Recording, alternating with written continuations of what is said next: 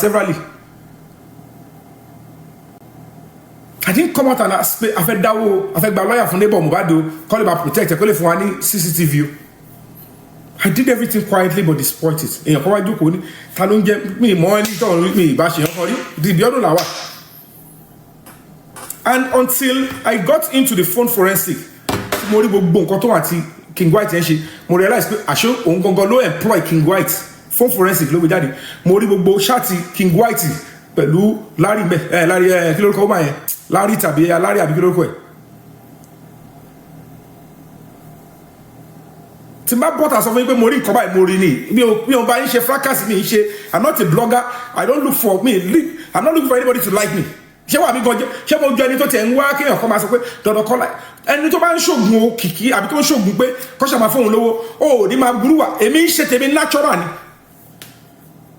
ẹni tó bá fẹ́ máa tàn yín a máa ṣe bẹ́ẹ̀ pé wọ́n ń bù ní àì má bínú ẹ ṣáàjẹ kájọ ṣe àní àmúdẹ̀ láì bọ̀bọ̀ yìí o ẹ̀jẹ̀ mi ò fi ìwà pé wọ́n tó bá ti trust mi ò lè force anybody mo mọ̀ pé tí spirit mo bá gbọ́ máa ní justice ní túbọ̀ dẹ̀ fẹ́ ṣe ó máa fọwọ́ tọ́ èèyàn tó máa ràn lọ́wọ́ èmi kọ́ òun ló ní the justice èmi kọ́ ni mo kú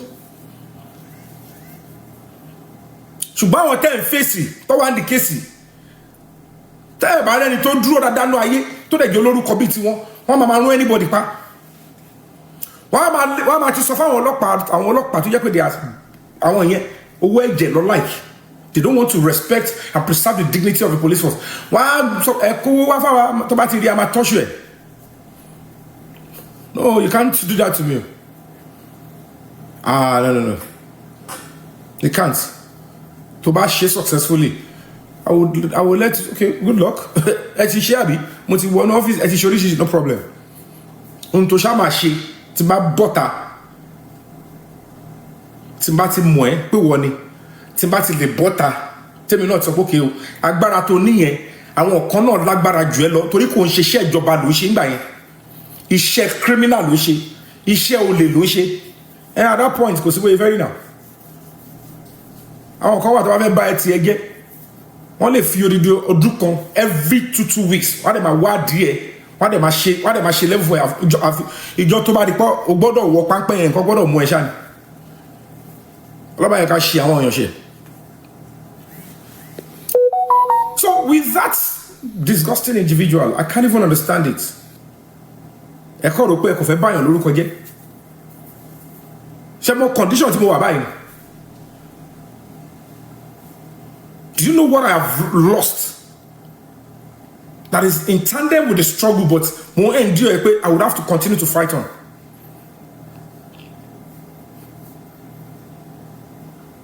Allah fẹ́ bá já fógun. Ani ki okay, Monjololuwa gbowó account here. Ẹ wò pé the next thing ni pé Monjololuwa ẹni kẹ́ jẹ́ ká bring down. Ẹ jẹ́ ká stop ẹ kó má jẹ́ show mọ́. Ẹ jẹ́ ká fi yà jẹ.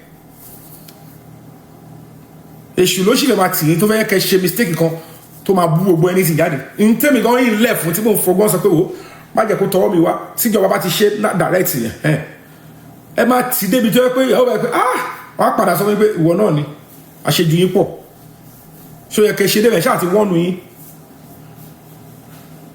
If I am saying that okay the government should do it by themselves kó lè make sense kó ṣe pé mo gọ̀nà I have said it over and over. Mi lè jí ayé mi kíkọ̀ dédé wo gbogbo àwọn tó wà nílé Mohbad àtàwọn ọ̀rẹ́ àti bẹ̀bí ẹ̀ kí mo fẹ́ máa hate wọn kí ni tèmi. But if it is justice I will pursue it. Anybody tó bá ti lẹ́bọ lẹ́rù nínú ikú Mohbad I don't care who you are face the time. Ó bá dàbí pé ẹni kálá o mo dẹ̀ dúpẹ́ lọ́wọ́ Ọlọ́run pé gbogbo yẹn ń ṣe justice mi tó involve arrest àwọn èèyàn mo ń document àwọn suspect náà padà sọ pé ẹni yìí ó ṣe báyìí ó kẹ́ àwọn bì ó fún àwọn olóúnjẹ ń bì wọ́n ń padà sọ́ṣẹ́rò bíyá they thought they were trying to show me as a weak person wọ́n mọ̀ pé to the international community wọ́n ní this is the standard èmi tí mo bá record tó bá arrest mo record I want to record because mi ìfẹ́ kí ọkọ mú story wa ibi tó ti ń arrest mi yẹn wọ́n làbọ̀ mọ́ mi lórí I have concussion mo dákú wọ́n ti rin gbónábọ̀ mi ń dì wọ́n já ṣẹ́ni mi wọ́n jí owó mi don't tell me that fables. You can record police in the course of their legitimate and legal action without tó bá ti interfere pẹ̀lú activities wọn it is legitimate it is okay wọ́n ṣe àtúnṣe sọ àwọn PR ọlọ́pàá force headquarters wọ́n ṣe láti reiterate again pé that is legitimate. So now when you look at the way this person now came up mo jẹ́ n play kí ni yẹn fún yín kẹ́ gbọ́ ẹ wá wo bí ọdún làwa yẹn tó bá jẹ́ pé mo mọ̀ rí àbẹ́mi àtẹ̀jọ́ sọ̀rọ̀ ṣe bó yẹ kó sọ mbẹ̀ yẹn pé ṣe bẹ́ẹ̀ ti sọ̀rọ̀ CCTV yẹn sọ pé kò sí mbẹ̀ ẹ ti understand mi ìmọ̀ bí mo ti mọ̀ rí ẹ máa gbọ́. mo tún lè fọ ẹ̀dùn ọkàn mi rọ again ní àná ta kúrò ní orí Mr. Lati. Okay.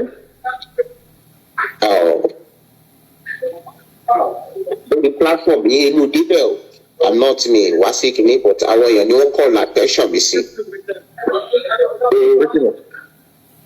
Wọ́n ní ẹ wà lórí platform ẹgbẹ́ details ẹ̀kan tí ibi tí àwọn footage tí ẹ rí pé tó ń ṣẹlẹ̀.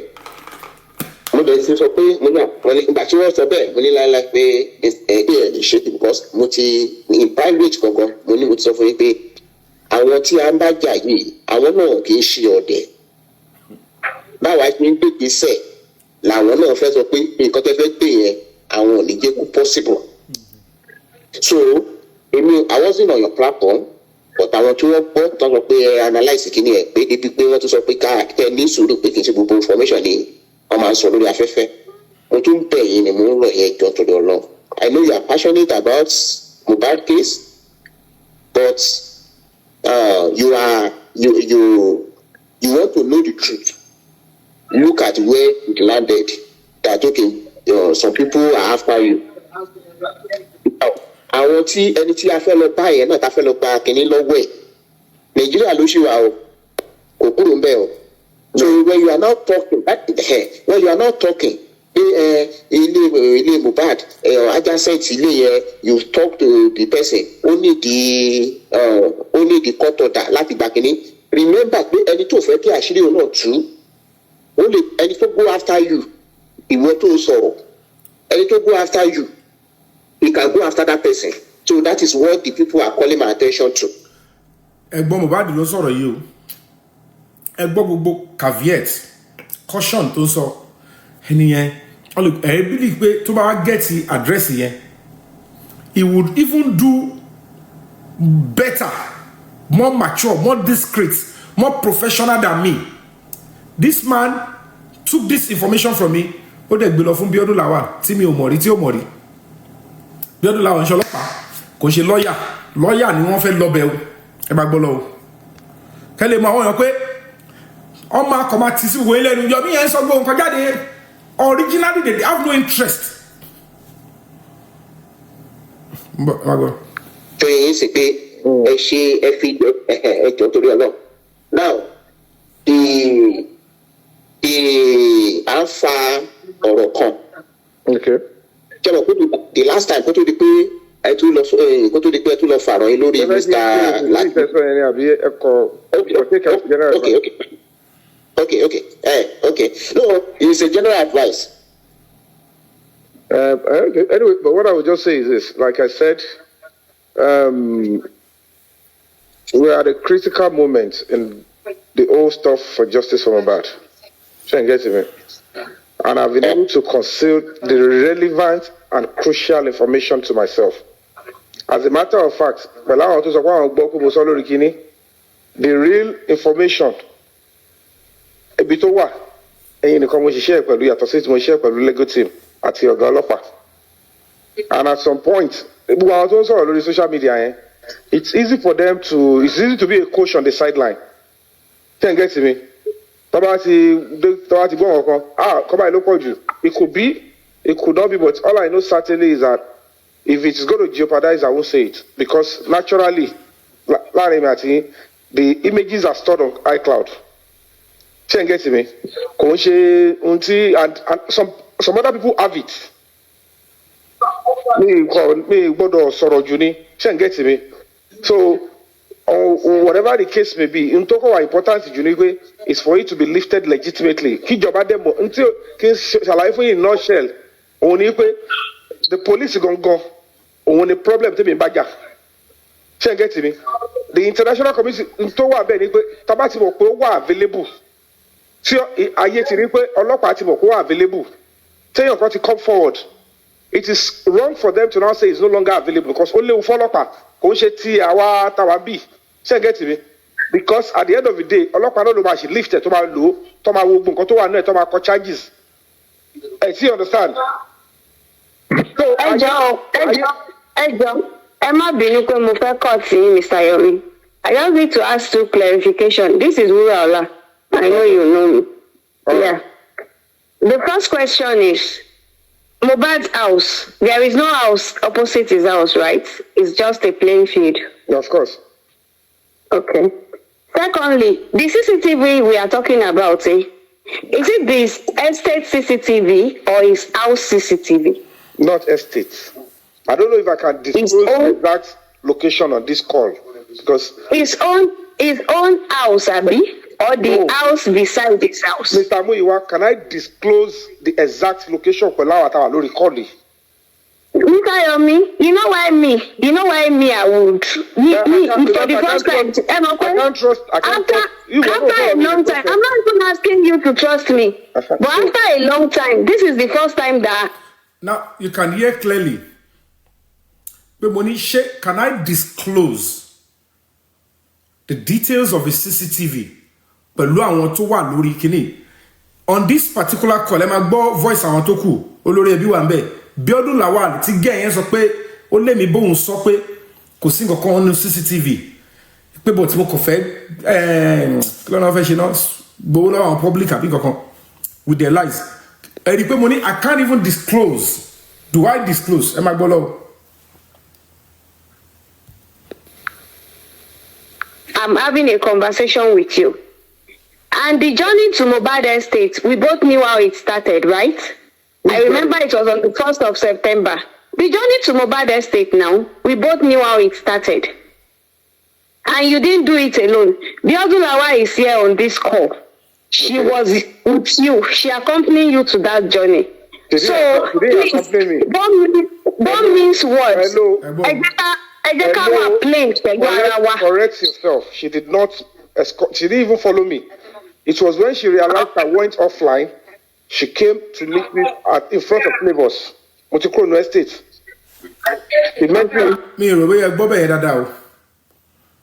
This person with family, all of them. I don't know what the Bíọ́dún Lawal told them.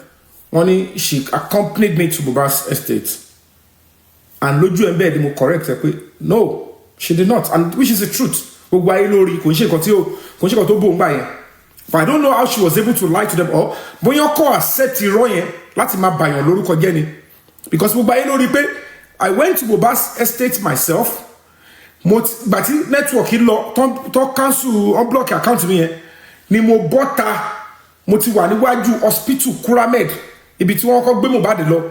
Before the woman came in, and when she came in, she came up online, she joined the this woman about follow ẹ kò ní 1,000 pé ó dẹ̀ sọ reason tóun ṣe come in pé òun wo show yẹn lọ́wọ́ lórí ọ̀rọ̀ Ìyékúdí lòun ṣe jáde wá. Suddenly this lady here is saying to my face, but they know how the journey started. She accompanied me. Lójú mi, this person, right hand woman, boss man ni. Ẹ máa gbọ́ bọ̀, mo fẹ́ sọ sẹ́yìn díẹ̀ kẹ́ gbọ́.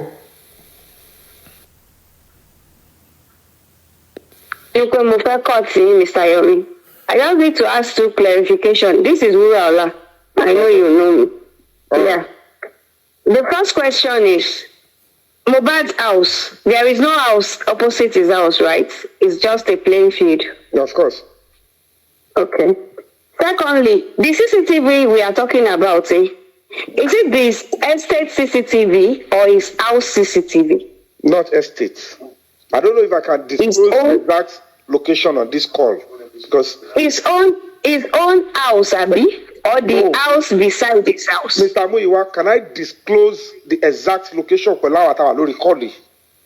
Mr. Yomi, you know why me I would. For the first time. I can't trust you. After a long time, I'm not even asking you to trust me. But after a long time, this is the first time that I'm having a conversation with you. And the journey to Mohbad Estate, we both knew how it started, right? I remember it was on the 1st of September. The journey to Mohbad Estate now, we both knew how it started. And you didn't do it alone. The other here on this call, she was with you. She accompanied you to that journey. So, please, don't mince words. Hello. Or the house beside this house. Mr. Muyiwa, can I disclose the exact location for Lawata Lori Kodi? Mr. Yomi, you know why me I would. For the first time. I can't trust. After a long time, I'm not even asking you to trust me. But after a long time, this is the first time that I'm having a conversation with you. And the journey to Mohbad Estate, we both knew how it started, right? I remember it was on the 1st of September. The journey to Mohbad Estate now, we both knew how it started. And you didn't do it alone. Biodulawa is here on this call. She was with you. She accompanied you to that journey. So, please, don't mince words. Hello. Correct yourself. She did not escort. She didn't even follow me. It was when she realized I went offline. She came to meet me in front of neighbors, Motikrono Estate. She met me in front of Kuramed Hospital. Okay. Do you understand? And of course, I came out. I appreciated her for coming to give support and cavalry. Yet, on a bone of contention. I get what I'm saying. What I'm trying to say is that until Mr. Muyiwa Berry, on the week, also divulging information, and I'm saying it in clear terms. Even as we speak now, the relevant information will not let you know here, Timo. And people will still go to social media and say I've given too much information. Anytime I'm private, I still let it go. If I've given too much information, you should know where the stuff is by now. You don't need to even ask me. It's because the real information is still not known to the public. And here the law are crucial. I want to sorry. I want to be million. I tell you about it more. So I want to be million. CCTV. They don't know where it is. I say something. This is God Lawa. Let's go. May I say something? A 30 bow. To be Biodun Lawa here. A 30 bow. Right. Yes, people, Madam Biodun talk. Okay. Mr. Yomi, opposite Mohbad house is an open field. There is no house there. But to drive into the estate, there are 3 blocks of terrace duplexes that is adjacent. That terrace is labeled A, B, C. If anyone has inclination of what happened in front of Mohbad's house, I can barely hear you, to be honest. Can you hear me now? Can you hear me now? Okay. Opposite Mohbad's house is Silembe. Adjacent Mohbad's house. 3 units of terrace duplexes. But you hear me?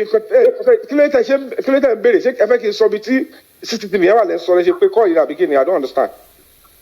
If you don't allow me now, I need to know, because normally on a good day, Mr. Muyiwa, it's because I saw Latisne at your time. And I stated it there that it was because I saw him in that call. Now, I want to lady here, but my player love when I go.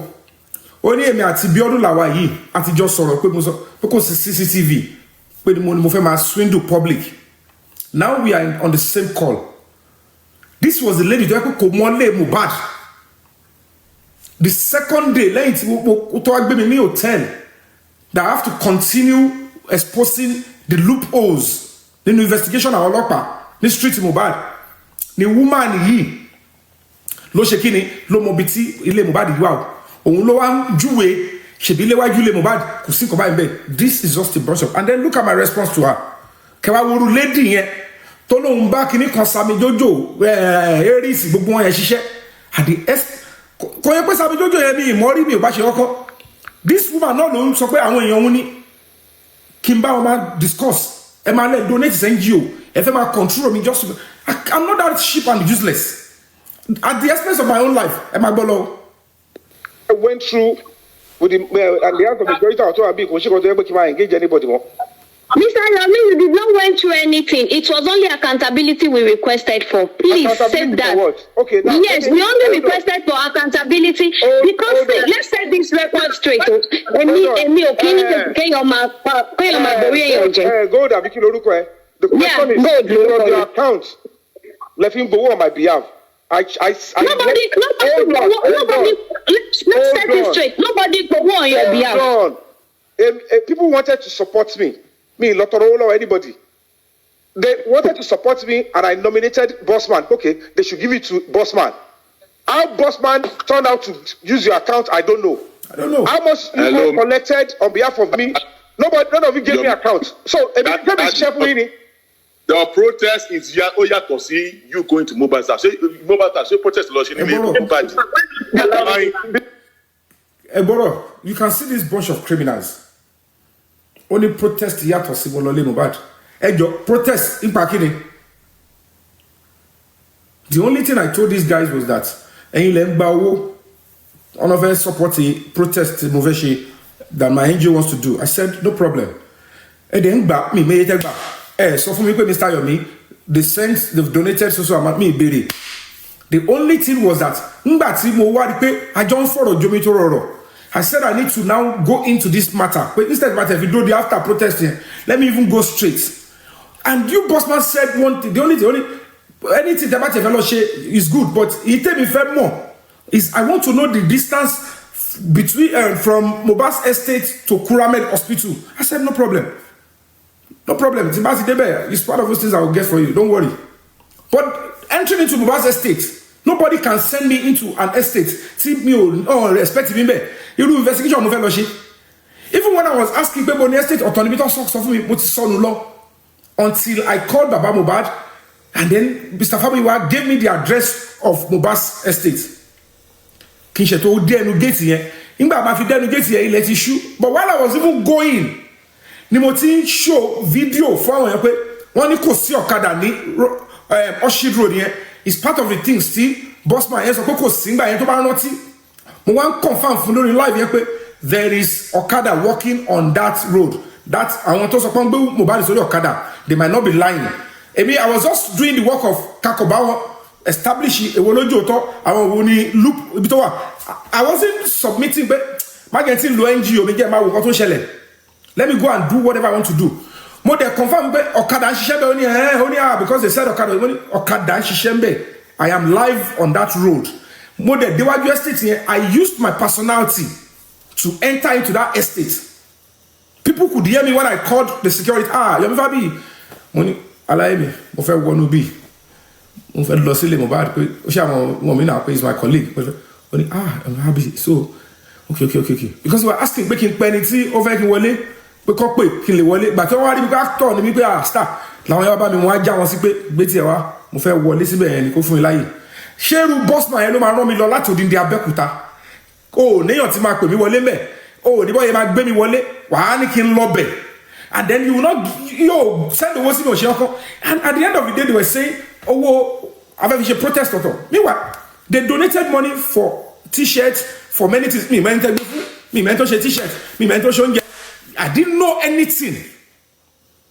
I only said do you have excess no water dying because mo develop better investigation in sin mo ti decide mo fẹ́ bẹ̀rẹ̀ kate to she protest here oh then okay we'll see what can send me more lady me more how the Bossman she lo to lo account here Bossman only dropped the account on that day.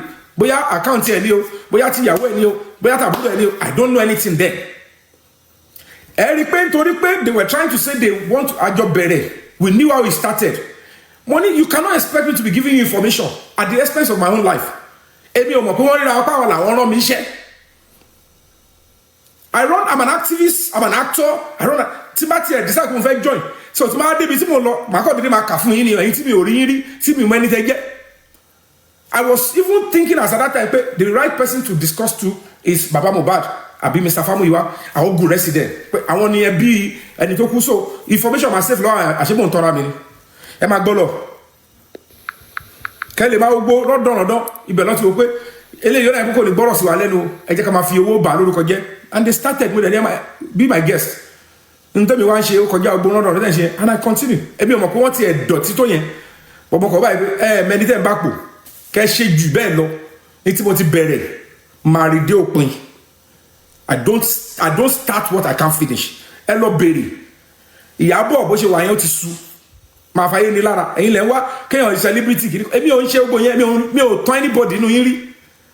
My own celebrity and my own actor. Èmi mo wà honest jù. Tí ó bá sí kò sí tó bá wà ó wà. Ṣùgbọ́n tó wà nínú mi substance mi gbogbo àwọn tẹ́rù yẹn ẹ̀mí wọn ò gbé. Majority wọn tẹ́wọ̀ èmi ni mo ń ṣe PR fún wọn lábẹ́ for a long time. Kó tó di pálọ̀ bẹ̀rẹ̀ sí gbàdúrà àwọn tán náà àwọn ní manager àwọn ní kinní kan. Èmi mo ń manage alábi tí mo manage wọn. Ẹ máa gbọ́ lọ. The question is this. Hold on. At what point? Hold on. Hold on. At what point? Wait, bossman, hold on. Hold on. The money that was contributed was for protest. The money for Mohbad's house was not a contribution from the public. Let's get that straight. What I'm asking you is this. Number one, I didn't nominate you to collect money for me. I have never. I don't. Are you going to attest to that or not? I asked Bossman to collect for me. Whoever wants to support me, says Bossman. How it became you, I don't know. Secondly, hold on. If you say Mohbad's house,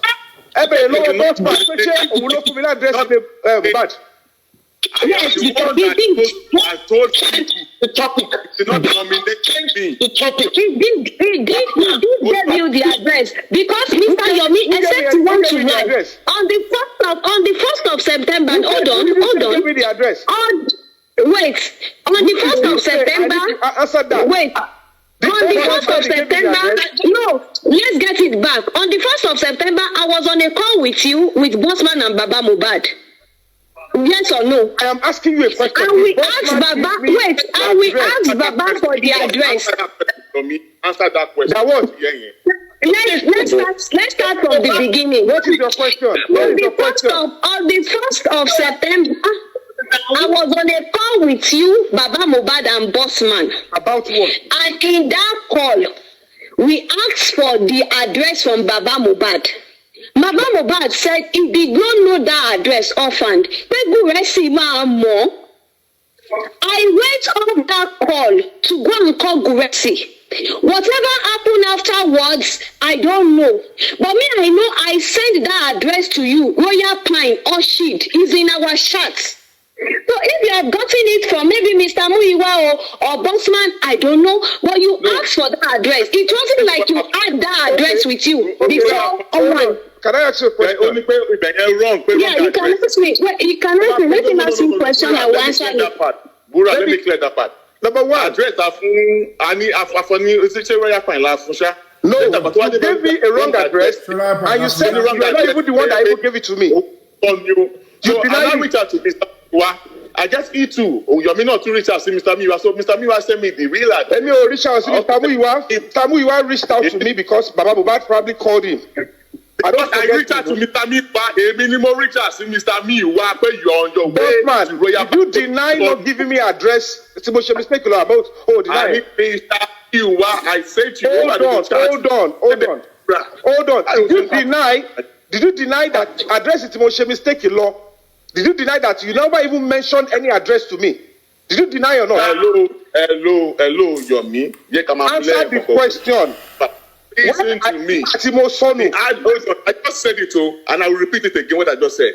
Yeah, that's man. Hold on. This is why we are here. That's not the reason we are here. Listen. That's not the reason we are here. Settle your scores later. But what I'm saying to Yomi fabiyi is that there's no safety on mobile please. You can quote me anywhere. There is no safety. I'm telling you. There is no safety. That number you gave to Mr. Muiwa is non-existent. That number, the one opposite the battle, is a safety. And I'm telling you, it's no safety. And that 21 that you said that they wanted to kill them, it's like 7 buildings away from Mohbad's house. So there is no way, if she has camera in front of her house, Moto to condemn Ikolumani to point directly to Mohbad's house. That is what I'm trying to establish here. See, all this, hello. Biodun ló sọ̀rọ̀ yẹn àbí? Yes. I don't know what your theories are all about. Mr. Famuyiwa. Yeah. You have the location of where I told you the CCTV is. I have asked you to put my name in the court affidavit. And I've told you where you are going. Call me. Egboradao, hear me speaking to Famuyiwa here now. I put a distinction immediately. These ones are just rabble rousers. And I gave a clear court instruction. This is how you're going to involve me. And I'm ready. Go to court, pull my name, and I'm ready. Emma Bolo. Let me just take it back, Kelly.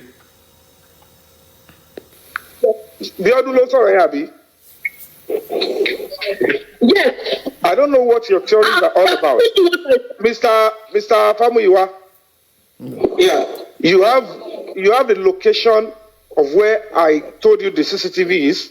I have asked you to put my name in the court affidavit. And I've told you where you are going. Call me when you get to that place. Bailiff mamulo ko se ile mamulo. Tebati tele loko teboza. And you get through to the person. You drop the court order. You get the CCTV. Gbogbo ìtàwọn ilé ìsọ yìí tó ń wá gbogbo kìíní yẹn.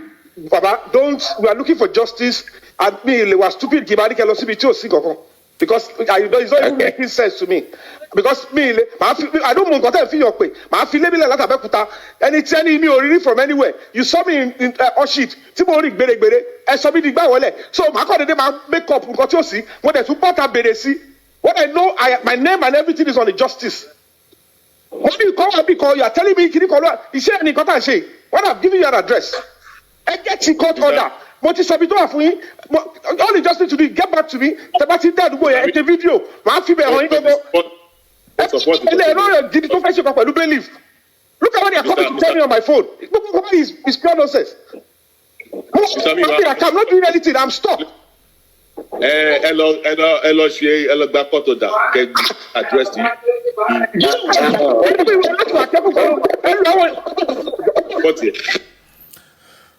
Okay, now you can hear that now. Biodun, see that fellow, that lady, Tony sọ pé èmi àti òun jọ sọ pé kò sí nǹkan nú ẹ̀. Bó láti jọ sọ̀rọ̀. This was about the last time I ever spoke to this person. And before this particular call, èmi àti òtí ẹ̀ sọ̀rọ̀ ń pa anything. She was just a fan. Ó kọ̀ rí mi, òun fún mi ní support. Mi ò bá sọ̀rọ̀ anything because as at that time, I don't know anything. Èmi ò mọ̀ pé she's actually a bull. Bó ṣe rí pé àwọn tó gbéṣẹ́ yẹn fún wọn. Ṣé ẹ gbọ́dọ̀ mi? Òun mo yẹn sọ fún yín pé there is a particular estate guru, real estate guru. Real tí n bá ma fi di, tí n bá fún mi ní another 2-3 or bóyá bí next week, I will take my time. Torí mi tó bá yẹ kó rí mi yí. Gbogbo nǹkan tó wà ní fún forensic tá gbà lọ́wọ́ King White ẹni máa dà síta nǹkan máa bàjẹ́ gan. Èmi ni mo gbé conversation jáde fún yín pé conversation even Biodun làwọn àìmọ́ kà síta fún yín mi kò send it anybody ni. The only person tí mo ti ẹ̀kọ́ send it tó jọmọ́ díẹ̀ òun náà ló lórí ẹbí Mr. Latisne which is Shati King White àti àwọn tèmi yẹn. I was careful not to even go further. Because at the end of the day, even the lady supreme, on sọ pé ohun tí mo kà yẹn, ó náà òun wo fóònù òun báyìí. Yes, conversation yẹn rí. Ṣé mo ní àjẹ́ tí máa wọnú ohun tó wà nínú fóònù King White?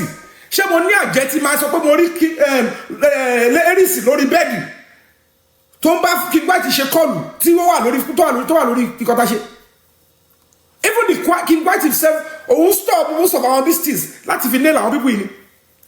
Ibi tí Wùmí yẹn ti sọ fún pé kò sọ fún ìyá Mohbad pé àwọn ò fọwọ́ kan àdúrà and several other conversations wà mẹ́. Ká má ti wá sọ ẹlẹ́kẹ̀rú gangan.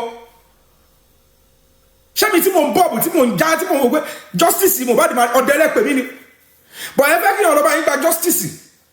Kẹ́yìn pariwo àwa la ṣe kéèyàn máa fèsì ẹlẹ́bọ̀tọ̀ for the rest of his life.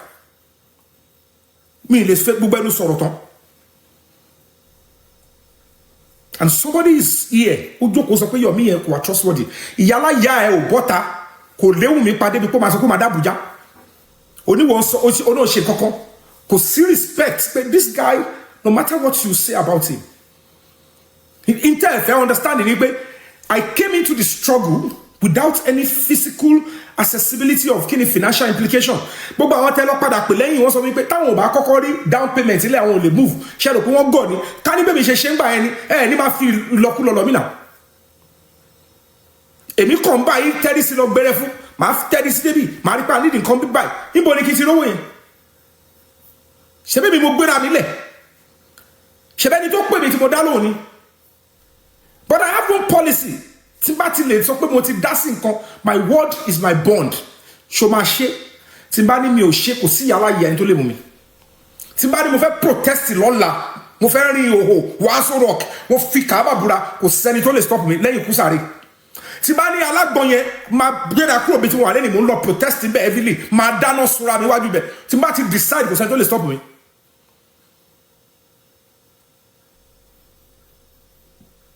kò sí ní tí mo ní mo fẹ́ ṣe tí mi ò ṣe àfi tí ó bá wù mí. Now somebody came up and said nonsense. This is on the same platform tí mo búra mi ìwọlẹ̀ tó yẹn owó yàtọ̀ there is something called substance. Ibi tẹ́tí rò pé owó ni Yomi wá yẹn ó sì ń fún mi ní headache because màá wọ báyìí pé ṣé lójú inú ni. Because they thought until every year I want to competition against the people face one. Share the people tí mo sọ pé mo lọ sí commissioner of police one competition mo ń lọ bẹ̀ yẹn share the people one for ara mi lórí bẹ́ẹ̀ ni they always stage strong police officers wọ́n ní ẹ jẹ́ kí Yomi yẹn débi. Ìgbà tí ara ní King White yẹn lára ẹ̀rọ kọ́kọ́ dédé pariwo a máa sọ di physical ọ̀rọ̀ Yomi yẹn ti kọjá ọlọ́pàá bá sọ̀rọ̀ because ó rí i pé when I got there kò jọ. Ìyá Mohbad jókòó báyìí ọ̀gá ọlọ́pàá yẹn mo dárúkọ ẹ̀ fún yín Joseph Jayoba assistant commissioner of police Lagos State Police Command he is the head of the state intelligence department. Òun ni wọ́n ní pé kó bá mi sọ̀rọ̀ kí n jáwọ́ sẹ̀ ìyá Mohbad bẹ́ẹ̀ ló ń bọ́ta sọ̀rọ̀ náà kò ní bọ́ta sọ pé lọ́ọ̀ mú pa tó bá nílò mú pa kájọ fi ọmọ tájọ bí kájọ fi ṣépè. Tó bá jẹ́ pé ọ̀rọ̀ neighbor Mohbad CCTV yẹn kò sọ fún mi drag lọ sọ́dọ̀ ọlọ́pàá kémi fi akóredé tèmi ṣépè kó náà kọ́ àwọn tó kù àti àdúrà gbẹ kó fi wá ṣépè pé rọ̀ mú pa pé kò ń ṣojú òun báyìí àti àdúrà yẹn làgbójọ́ ń bá máa yẹn po wàhálà níwájú AIG ẹ mọ nǹkan tí wọ́n ti fèsì ni ṣẹ́ni gbogbo àlọ́ commissioner of police yẹn ṣẹ́ni wọ́n fọwọ́ yàrá torí mo jẹ́ wọ́n ti máa ń plan lẹ́ẹ̀dẹ̀ mi ni ṣùgbọ́n bóyá lára wọn náà ó wà spiritually inclined láwọn ọlọ́pàá yẹn á máa wọ báyìí pé n táwọn owó yẹn ni yóò ṣe táwọn lè ṣe level yẹn fún n táwọn máa dánwò táwọn máa lọ máa rán later many years ìwọ wèrè tó pọ́kọ́ àbí tó lọ́wọ́ nu kó ọkọ́ ẹ̀ wàá ti máa gazọ lọ ó ti ń dókòó mi lọ wọ́n máa rán n tó máa rán títí ayérayé ló máa gbà mo fi ọlọ́ọ̀ máa búra ọ̀wọ́ a máa jẹ́ fún wa ní nǹkan bí iṣẹ́ ní àrífín àbí jagun mo mọ tí mo ń fèsì èmi tí mo ń lọ mo ń padà tí ó máa ń ṣọ̀nà mi ẹ̀ lè bá mi ń bẹ̀. But look at the old nonsense. Èèyàn kan wá sọ pé bí ọdún làwọn àyà alájọ sọ̀rọ̀. Tó bá jẹ́ ní tí mo bá sọ nìyẹn she would have said it on this call. Ṣé bóun ni mo ṣáàdìbò jájúmọ̀ tí mo sọ̀rọ̀ pé who is this one ta lélẹ̀? Àníkẹ́ lọ bá ọlọ́pàá mo sọ fún mo play fún yín dáadáa bì mo ní ọ̀rọ̀ deputy commissioner of police mo gbé jáde. Sir CCTV yẹn mo ti fún yín location tó wà ó ti rán àwọn ọlọ́pàá lọ bẹ̀ ọlọ́pàá ò ṣe mistake address. Kò tí yẹn now at the end of the day kẹlọ bọ́lọ́pàá bàbá Mohbad ẹlẹ́ẹ̀lẹ́ lọ́ba ọlọ́pàá ló gbọ́dọ̀ wà bá yín ṣé mi ni mo tún cause problem yẹn ṣé mi náà mo ń parọ́ lórí CCTV pé ẹ fẹ́ get ikú tó pa Mohbad ẹ need the evidence mo ti lọ bá ọlọ́pàá mo ti fún wọn ní ẹ lọ bá ọlọ́pàá yẹn kì í ṣe púpọ̀ wọn ní nọ́mbà ọlọ́pàá ló fún mi o ṣé mi ni màá lọ bá ọlọ́pàá ni o that is the only excuse he brought out to you and you all kept quiet. Ẹni tọ́mọ ẹkú nìyẹn o tó nídìí tó yẹ kó follow up kò sí bó ṣe lè sọ pé o lágbára tó Nàìjíríà tí nǹkan bá ṣẹlẹ̀ sí ẹ tọ́lọ́pàá bá ṣiṣẹ́ fún ẹ tí o ò bá follow up ibi tí kéèsì máa darúgbó sí nìyẹn But yet, Baba Mohbad came out and said, show me lo ma lo bolopa ni, olopa lo ma pe awon, iwo to need the help olopa. They do many cases. You want them to attend to your own case too. You have to be there to follow up. You must call. You want to match it. He said it. Everybody else said, yes, he's a star. It means I just star gon. Timo lo bolopa mo ni din. Ise o kamilara. So it's pretty new setting.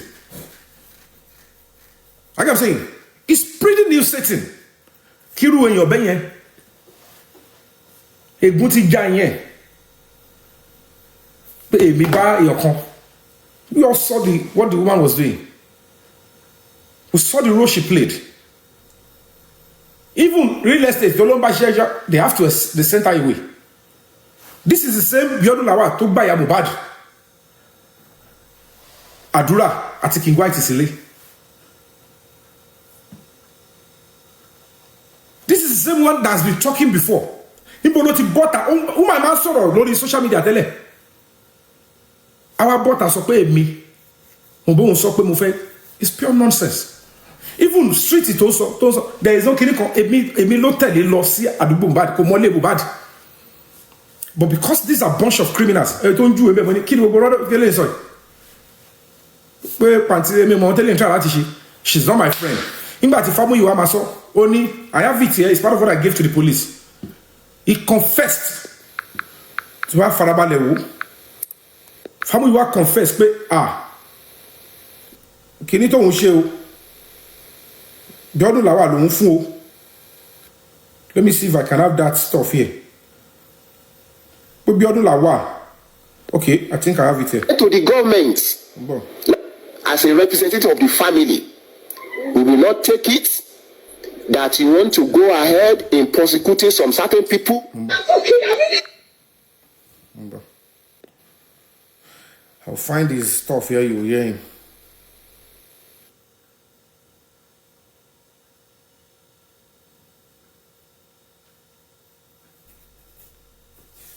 I think it's on my other phone. It's one of my archives.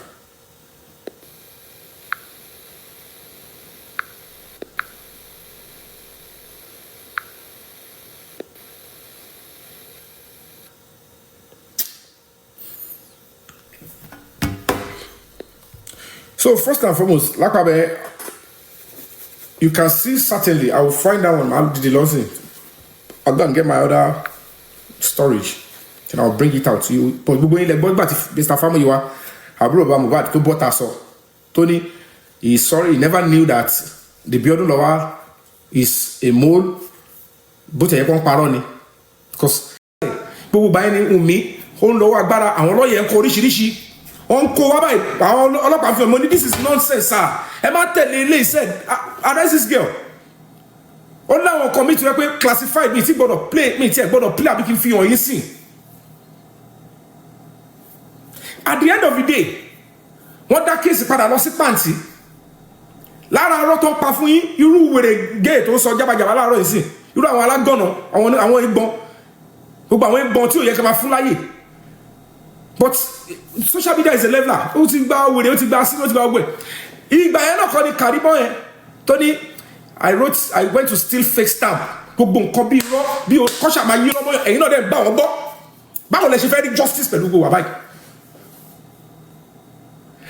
Ìgbà tí Karibon yẹn sọ pé èmi o fake stamp òun pẹ̀lú kíní kan rí fáàbí kí lorúkọ yẹn. Kí ni wọ́n ṣe gbogbo bálabàlá yẹn fún? I know some people that naturally will believe them. They pay me log stamp because of what? Ṣé mi orí kọ́là ṣe? Nígbà tó máa ń wọ́n transfer case yẹn láti zone 2 padà sí pàǹtí. The same set of people tó ti bú mi lórí platform pé òótọ́ ni tó ti fi mí ṣe ẹ̀yẹ tó máa tẹ láfín kìíní báyìí. Fake stamp olúwọlé stamp ló lọ gbé láti pa Yomi ò ní petition kankan ní pàǹtí. Olórí burúkú Karamo yẹn a ní ìpàǹtí àṣọ òǹgangan ní pàǹtí. At the end of the day wọ́n no transfer case yẹn padà sí pàǹtí láti zone 2 wọ́n arrest àdúrà àti Dàmọ́lá wọ́n transport wọn lọ sí pàǹtí kébì tó dé bọ́ máa fi dé zone 2 wọ́n náà ti kó wọn lọ sí pàǹtí kátó ṣe ẹni ṣe Jack Robinson wọ́n ti sáré gba béèlì fún wọn ní pàǹtí again wọ́n tún ní kọ́ máa lọlé wọ́n lọ náwó ní pàǹtí again wọ́n release wọn. mo wá pe ọlọ́pàá bẹ́ẹ̀ wọ́n ní is on Tuesday no problem. ibi tán ni mo lọ jí stamp tán lọ́ fẹ́ rán mi lọ ẹ̀wọ̀n wọ́n fẹ́ gbé mi wọ́n máa arrest mi ibẹ̀ ni mo máa lọ èmi ò mọ̀ pé àṣé wèrè kíní kan sami kíní kan tó tẹ̀lé gbogbo àwọn tí mo kó dání àṣẹ ọ̀tá ni gbogbo moles ọ̀bóyá wọn tẹ̀ sí ra àwọn míì gbà yẹn because bóyá transfer window tí open gbà yẹn so èèyàn kan tó jẹ́ bíi mole àbúyá wọ́n fi yẹn ṣàkárá kí yẹn lè kówó lẹ̀ gbà yẹn òun nìkan ní Sami Jojo èmi tún kọ́ àwọn yẹn dání lọ sí pàǹtí gbogbo ilẹ̀ ìwò live video àwọn èèyàn ò béèrè lọ́wọ́ pé Kàrímọ́ ṣe bó ní Yomi Fabiyi lọ jí stamp pó nírọ́ ni Yomi Fabiyi ẹni o lè ní owó ló ń wá pé ọ̀n wá pàǹtí yẹn kò lè wọ pàǹtí yẹn kò rọ́gọ̀ ṣe bí pàǹtí yẹn ni Yomi yẹn wà tó I faced two different sets of lawyers obìnrin lọ́ọ̀yà láàkọ́ lọ́kọ́ wá láàárọ̀ mi ò gbà wọ́n tún ọ̀hún pé Yomi yìí ilé máa lè mo bá wúmà obìnrin yẹn jà tó bá ní mo parọ́ ẹ pé àti Dàmọ́lá yẹn sọ́kọ́ wá sọ they will tell you I'm not lying even gasi Sami Jojo yẹn ṣàtẹ̀wá ń bẹ̀ gbogbo àyẹn ló ń sọ tí Sami Jojo yẹn sọ pé Yomi Fabiyi yẹn o oúnjẹ kóhun àbí mo parọ́ ni ṣé ìtàbí kan ní Sami Jojo yẹn tó wá ń kí mi tó ń yín mi tó àbíṣewèrè ó ń tọ̀ mí ni mo dẹ̀ béèrè mo ní hello I really don't know you very well kí ni ìdí tí ìyá Mohbad ṣe máa dárúkọ Sami Jojo òun àti Yomi Fabiyi ni mo ní àjọ anybody sọ ìgbà tí mo ti rí pé woman Aries yẹn tọ́lọ́pàá ti lè fún mi ní heads up pé woman tí wọ́n pè ní Aries yẹn cause to be honest with you guys òótọ́ ni mo bá sọ gbogbo nǹkan yẹn àfẹ́ arrest King White àfẹ́ ṣe so these details bó tẹ̀ yẹ pọ́n fún àfikúnkún ẹnìkan tí mo bá sọ nìyẹn ohun tó ti lè mú King White yẹn kó wá fi lè complain fáwọn ọlọ́pàá pé òun ò ní yọjú ṣèbẹ́ nǹkan báyìí lè fẹ́ ṣe fóun ẹ fẹ́ arrest òun ẹ fẹ́ charge òun ẹ fẹ́ ṣe bákan ọlọ́pàá sọ pé I'm like what's wrong with you bolójú gbọ́ ògbó tó ń sọ yìí you are invited for this oníkìní kan ó ní ẹ má bóun sọ o gbogbo nǹkan tẹ́fẹ́ ṣe ní Yomi Fabiyi ti sọ fún Aries yẹn Supreme Iron Lady òun ló sọ fún òun lè tọ́ òun mọ̀ nǹkan tó ń ṣe ta ló ń jẹ́ Supreme Iron Lady àwọn ọmọ ẹ tó ń jẹ́ bẹ́ẹ̀ ọlọ́pàá dẹ́ pè mí pé Mr. Yomi everything we are doing with you or whatever it is I don't know bóyá lọ did you discuss this operation or whatever it is you're doing with any ta ló ń jẹ́ Supreme Iron Lady mo ní kí ló ṣe only because nǹkan tí King White yẹn sọ tó dẹ̀ ń kí fáwọn pé òun ò ní ọ̀nà invitation ọlọ́pàá mo ní anyway mo mẹ́ tó ń jẹ́ Supreme Iron Lady but don't believe what the guy is saying ẹ má ṣàbínú I apologize mo láti ṣe kí ni asọmọkùnrin mo láti bẹ IPO yẹn pé ẹ ṣáà bá ń fọwọ́ bẹ ẹ má bínú mo ti mọ̀ pé iná ti jó mi and that was why I did not tell her nígbà tí ma arrest àdúrà King White náà àti Dàmọ́lá ta ló arrest one court so gbogbo wọn náà lọ́jọ́ ṣiṣẹ́ pẹ̀lú wọn tán ní pé kó gbé mi lọ sí command àdúrà competition again lọ sí ọ̀dọ̀ commissioner of police tó ti fún wa lóúnjẹ tó receive wa wọ́n ṣe gbé pé kí Joseph Jayoba òun ni kó handle matter yẹn wọ́n wá rí pé mi ò gbà ń bẹ̀ náà ìyá Mohbad ní òun máa bẹ̀rẹ̀ sí ń pa ọmọ mi ó náà máa bẹ̀rẹ̀ sí ń pa mí ó náà ló bí abo bímọ púpọ̀ ni òun ti bèrè dáadáa wọ́n ní mi ìbímọ púpọ̀ nígbà tó ń bá bẹ̀rẹ̀ sí ń pa wọ́n lẹ́yẹ kọ̀ọ̀kan torí ọlọ́pàá ní kí n ṣàánú ẹ̀ ó ń ṣẹ́jú sí mi kí n I can't negotiate with you people I don't care how much you have and I won't compromise mo dẹ̀ sọ fún ọ̀gá ọlọ́pàá yẹn mo ní am I under arrest ṣe bẹ́ẹ̀ yìí ẹni tó bímọ rẹ̀ náà tí n bá parọ́ mọ́ wọn mo fẹ́ fi ọmọ mi ẹ bá ṣe kí n má bàa fọmọ ṣe pé èmi máa ń fẹ́ sòótọ́ ó kọ̀ bá dúpẹ́ bá ṣe kí mo fi ẹ̀mí mi láìfì mo fi ń gégùn tó bá yẹ kí mo parọ́ mọ́ ìyá Mohbad àti ọlọ́pàá yẹn tó jẹ́ Joseph Jayoba ó ní Mr. Yomi ẹ̀ẹ́dẹ̀ ṣàánú ẹ̀ wúmọ̀ yìí náà wúmọ̀ yìí ló bímọ ẹ̀ pé mo ní kò yé mi sà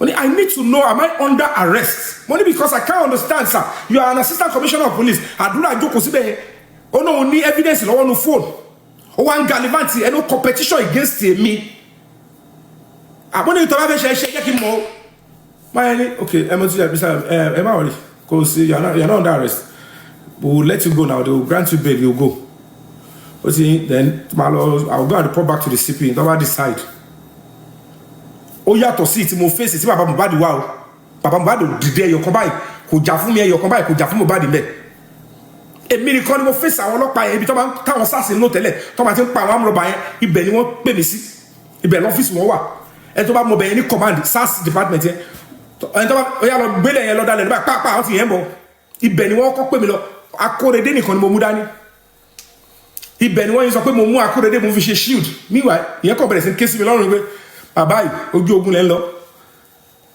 bóyá ọmọ yẹn ti mọ̀ pé tóun bá wà ń bẹ̀ it will be of help èmi ń lọ with my own church mind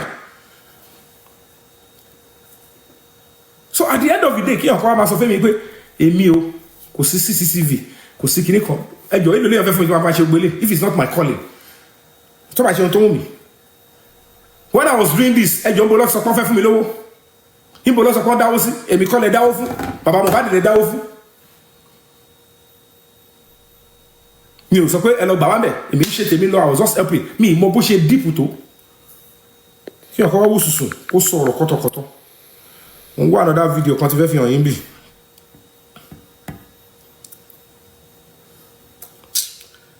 ẹ wo nǹkan kì í ṣẹ̀ṣẹ̀ rà go àti báwọn olórí burúkú tó pọ̀ nídìí iṣẹ́ nídìí kìíní yìí o gbogbo àwọn tí ò tiẹ̀ yẹ kíyàn tiẹ̀ no but it's so disgusting.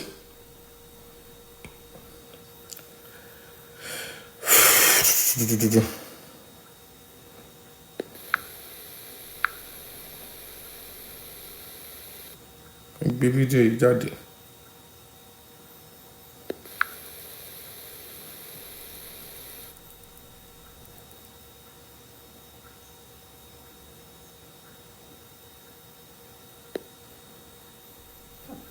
Okay, bro.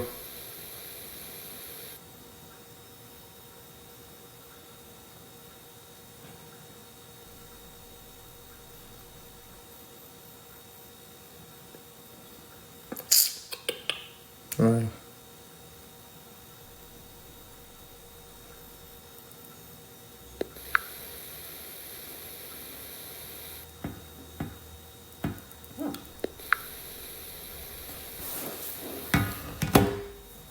Wow.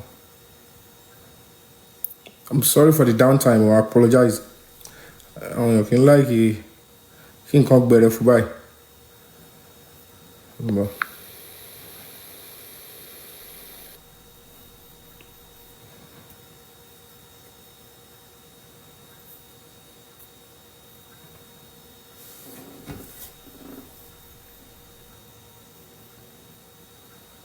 Ah, hello.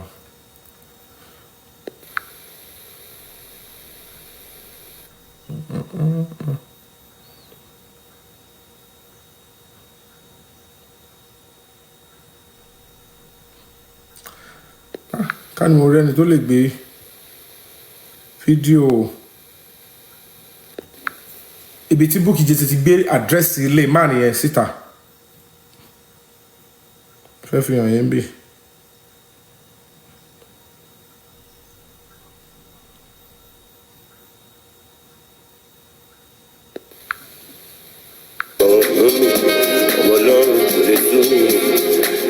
This is me inside Kuramed Hospital.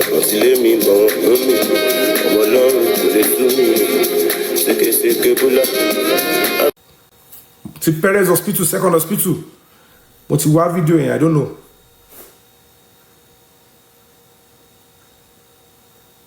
Ṣẹ̀rí ẹni bí ọdún làwọn pẹ̀lú mi ń bì.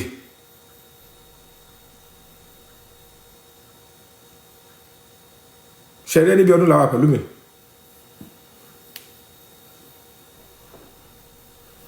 Bọ̀ ní kọ̀kọ́ tí mo yìí fẹ́ fi hàn yín náà.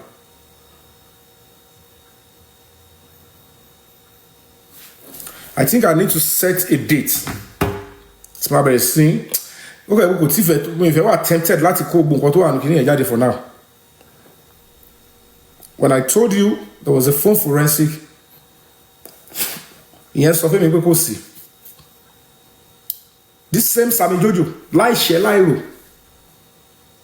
Ẹ rí i pé gbogbo gbà yẹn, I didn't offend him, I didn't do anything. I didn't phone forensic, I came out and he came out and said no phone forensic. Nígbà tí mo ṣe gbogbo ẹ̀, mo gbé jáde fún yín, ẹ ti gbàgbé ni. While I was away, kò sẹ́nu tí wọ́n ní tán. Yomi ẹ máa ṣe kiri kan ṣé mo lọ́rìn mi àti yan ọlọ́mọ àjàrí náà kànga ṣé mo jọ ẹni táwọn yẹn irú Wùmí àbí àwọn yẹn wọ́n máa ní kọ́ mú mi lọ bì kan wá ní kọ́ pa mí.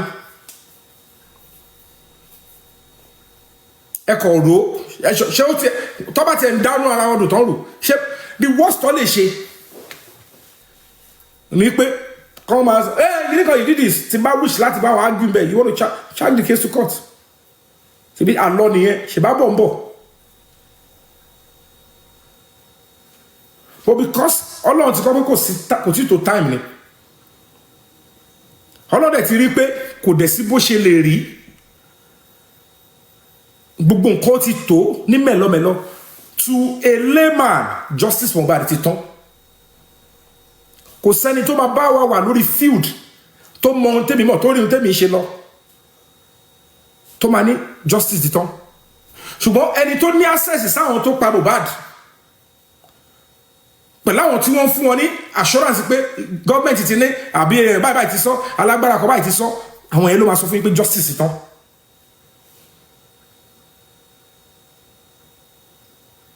Normally, like I told you guys, ẹni pé nígbà tí mo ti travel mo ti wà ní UK there was attempt to arrest Adura. If the police in Abuja they were ready àwọn kẹ́hìn fún ilé àṣírí kan mi ìfẹ́ dárúkọ ẹni tí ó wà ń bì tẹ́mi lọ trust torí pé àwọn squad tèmi mi ò sí nlé mo dẹ̀ nídìí èèyàn tó dá Àdúrà mọ̀ àwọn ọlọ́pàá ta dẹ̀ fẹ́ àmọ́ bóyá máa wá bẹ̀ bóyá kò ní wá and the police in Abuja are like on standby nígbà tí ẹni yẹn dúró mo ti fún lówó mo ti fún everything ó ti wà nígbà tí yá lóní ó dà pé ti dán òun ò lè dúró bẹ́ẹ̀ mọ́ tó bá dórí kìíní wọ́n máa strong orí kìíní offline wọ́n á bẹ̀rù tó bá rí gbogbo nǹkan táwọn á fèsì wọ́n máa bu ẹnu àtẹ́lù. Just the way I told Bonjololo, I said, ẹ lọ sí police station ẹ padà ẹ kọ́ nìyẹn o wọn ò detain wọn ẹ wá wo èmi ẹ wo iye petition kan ti kọ káàkiri ṣé ẹ mọ iye ìgbà tó yẹ pé ariwo tí káàdì wọn yẹn máa pa tádúró bá petition Yomi Fabiyi máa bá àdúrà ṣe kíní kan kò sí ohun tí wọn sọ tán. There was a time tí King White yẹn bọ́ta máa sọ di physical Àdúrà kó boys jáde as an actor ṣé mi máa lọ even kọ́ tiẹ̀ kí ó jẹ́ pé mi gan bàbá boxer ni mi mo good mo líbọn mo ní normally ṣé kò tó kí n sọ pé mo fẹ́ sá ni pé nígbà tí èèyàn kan ti ń sọ pé kọ́ kó boys jáde ṣé mi ò lọbẹ̀ ni. Ìyá Mohbad yẹn ya wèrè ó di mọ́tò ọlọ́pàá mú wọ́n ṣọ́ọ̀kì ẹ̀ pé madam eléyìí máa lọ. Lẹ́yìn yẹn ló bọ́ sínú mọ́tò ẹ gbà mí o Yomi Fabiyi ni o ó ti kidnap Àdúrà despite the fact she knew where they are taking Àdúrà pẹ̀lú lọ́ọ̀yà làwọn ọlọ́pàá fi wo dọ́kúmẹ́ǹtì ọ̀hún. Èèyàn kan ṣì máa jókòó síbì kan á ní Yomi yẹn sọ pé òun fẹ́ kọ́ máa swindle public pẹ̀lú gbogbo activities ten wey ṣé is this I can't even tó bá jẹ́ pé gbogbo ẹ̀yin tẹ́ wà èrè ẹ̀yin tẹ́ ń believe lọ́ àwọn wèrè la ní òpù pẹ̀lú Nàìjíríà ẹ gbàgbé ẹ̀ kò sí òpù fún Nàìjíríà mọ́. If this are this ẹ̀yin tẹ̀lé gbogbo náà lọ́rọ̀ tó sọ yìí irú pedigree irú pàǹtí yẹn irú pedigree wo ló ní ṣé torí mo ti gbéra mi lẹ̀ mo ti ń bá yín mo ti ń ṣe ẹ ti rò pé bẹ́ẹ̀ náà mo ṣe ship. I can start talking on my own on my page and do whatever I want to do but I just want to distinguish I'm not a host I'm not a TikToker I only came on TikTok to support the public. You know, me people had to lose respect to me. Not because maybe I'm feeling what you read anybody. Àti Yèyé Kúdí o, àti Bossman o, àti olórí ẹbí o, kò sí tí mi ò wish láti máa sọ ohun tó ṣẹlẹ̀ fún. But mi ò lè sọ some certain things if it's going to affect the struggle or hurt my life. Then kò sí bí wọ́n ṣe lè jẹ́ tó kò sí bí wọ́n lè support to NGO àbí whatever I'm doing to. If you disrespect me, I walk away. Yèyé Kúdí yẹn kan tí mo fi yẹra fún was because which divorce my mom. Mi ìfẹ́ bá play gbogbo audio tí ẹ̀yẹn I don't have time báyìí mi tẹ̀ tí mo pẹ́ kí n máa record rẹ̀. But I have a chat nígbà yẹn. She was so disrespectful. Tó bá jẹ́ owó ni mò ń wá ni màá gbójú náà ẹ máa insult mi lọ kí mi yá. I am not for that. Ẹ ní rò pé gbogbo àwọn tẹ̀sán pé Yomi ìbá ṣe ó fi wọ́n lẹ̀. But these are people that are raising fund. Normally I should be tó bá jẹ́ oníjẹkújẹ tó wọ́ wàá máa wò pé jẹ́ máa gba ìbú jẹ́ máa gba insult yẹn no because mi ilé ìyá méjì ò lè máa jẹ mí pọ̀ facing the struggle ìyá ńlá ni ẹ̀yin tí mo tún rò pé ẹ wò pé ẹ mọ value ẹni ẹ lè máa ṣerú struggle by kẹrẹ́ ni tó lórúkọ no matter how small tó bá ti lè join yín pẹ̀lú ẹ additional because àwọn olórúkọ wà lára àwọn tó ń disturb justice yẹn lọ àwọn tó wà ní politics tó yẹ pé wọ́n mọ̀ pé wọ́n lè pe Ṣèyí Tinubu wọ́n lè pe gbá wọ́n wà nú ẹ̀ náà.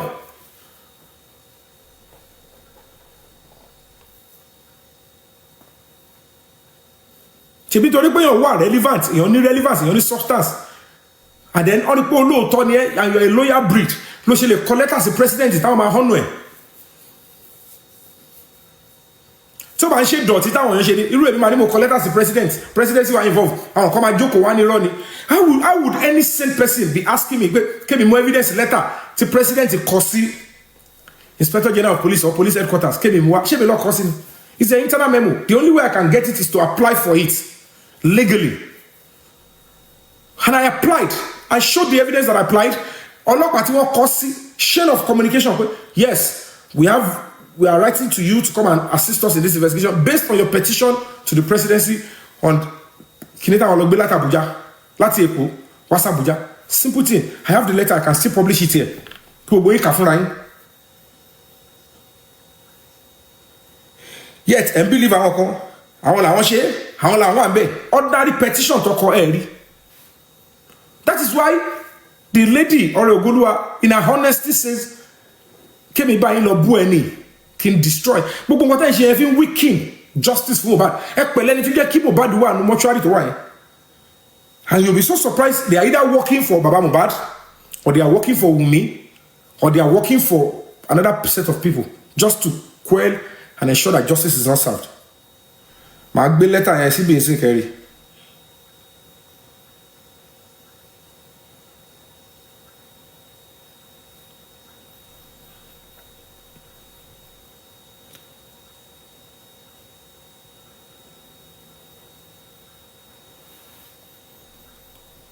tí bá ti gbé sílẹ̀ kẹ́kà fúnra yín.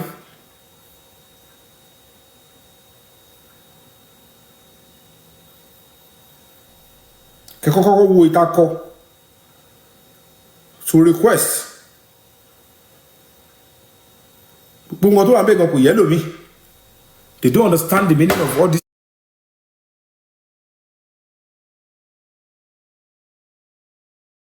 Meaning of all this kind of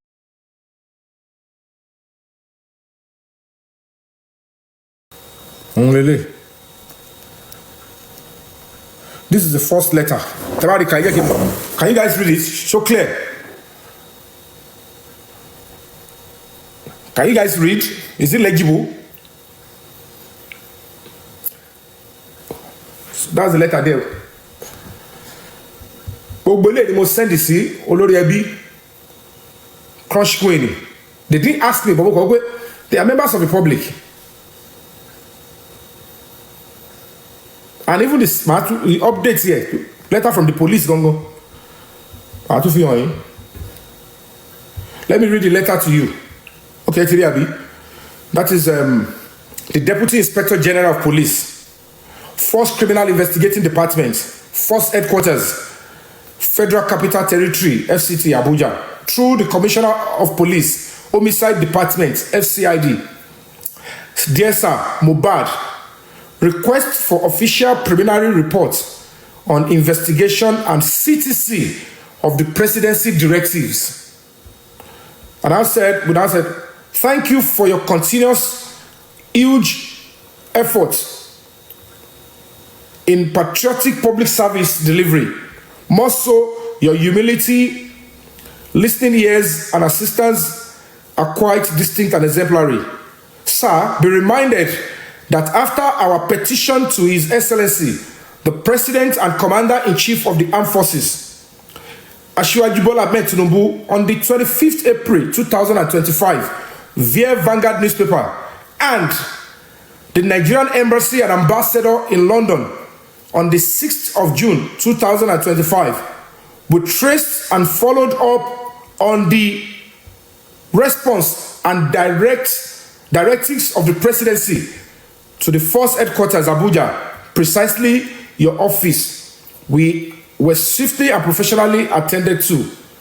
as a registered human rights organization listed as complainant and petitioner in this matter, we would like to humbly make the following request as enshrined under the Constitution, that is Freedom of Information, FOI, and Police Act. Number 1, official reports of the investigation. Number 2, a certified true copy of the official directive issued from the presidency on our petition to the president. 3, copy of the first invitation letter from FCID to our NGO. And I said, while thanking you in advance for your kind understanding and cooperation, please be assured of our continued regards for your person, sacrifices, services, and esteemed position. Signed, Yomi Fabiyi, Nollywood actor, human rights ambassador, U.S. Embassy and Crowley, human rights consultant, USHIDHR, and convener, Break the Silence Foundation. That is the letter, and you can see the stamp there. Bóyá tẹ́ bá tún rí Rualangan ọ̀rù kàrímọ́ yẹn kó ti sọ pé Olúwọlé stamp ni, at least gbogbo àwọn tó làwọn ṣiṣẹ́ àwọn ajáka àti publish ilé dada síta, they were supposed to take it and say ẹgbọ́ wọ́n submit your letter. If there is no presidency directive, tí ó bá sí presidency involvement, or there is a directive from the presidency, how are we going to write to a whole deputy inspector general of police, number 2 citizen, number 2 police, that is the second highest police officer in Nigeria?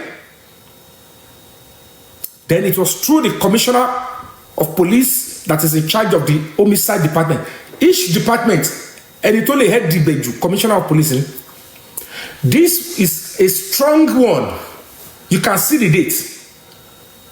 You can see the letter and you can see the directive. I'm going to now show you the response from the same police. I publish a jáde, agbejade. Lẹ́yìn ìgbà tí mo gbé jáde, mo ti lọ sí FCID yẹn dáadáa. Then you still listen to some sick people and say, Yomi ṣe gbogbo eléyìí nítorí owó. Then the problem is not àwọn tó pa Mohbad. Ẹ̀yin tẹ́ ń gbẹ̀bọ̀dé ni. Ẹ̀yin lẹ gbẹ̀bọ̀dé. Because I don't know what else we need to do. This is it. Ẹ wo ṣé kò lọ ìtàn dẹ̀. Àwọn tẹ́ wá ń gbàgbọ́ ahead of wa ordinary single tissue paper ẹ̀ rí. Somebody will say, àwọn náà ń ṣe kinní kan. Until we arrived láti London tí mo padà wá tí mo kọ statement ni wọ́n lè bẹ̀rẹ̀ pọ́ fẹ́ make a move láti fi kọ́ arrest anybody. Anybody bá náà wọ́n ti ń dáwó tipẹ́tipẹ́ before then, àwọn yẹn wo báyìí fẹ́ gbowó lọ́wọ́ kọ́ máa gà wọ́n ni.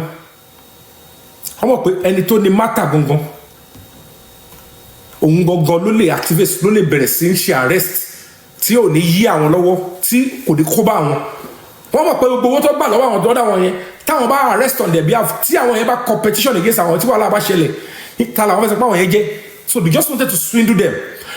That is why when àti ṣebọ̀ mo arrest Damola, we were supposed to arrest Damola and Adura, and Damola nìkan arrest. Èmi mọ̀ pé owó mobilization ta ṣe fọlọ́pàá ní Abuja, it's warrant of arrest on 7 individuals. 7 individuals bí ìbọ́ta dárúkọ ń gbà yẹn mo kọ̀ ẹ́ báyìí pé ìwọ báyìí o ọ̀hún ẹ̀ l'Abuja o kò sí tó bọ́ta sọ̀rọ̀ ń gbà yẹn ọ̀hún òbí tí ó bá sí mbẹ̀ èwo ló lè kọrú nǹkan tí mo kọ ìsọlọ́pàá nù. Even if you don't share normal case, we only contact. Now look at the response of the police. Now look at the response of the police.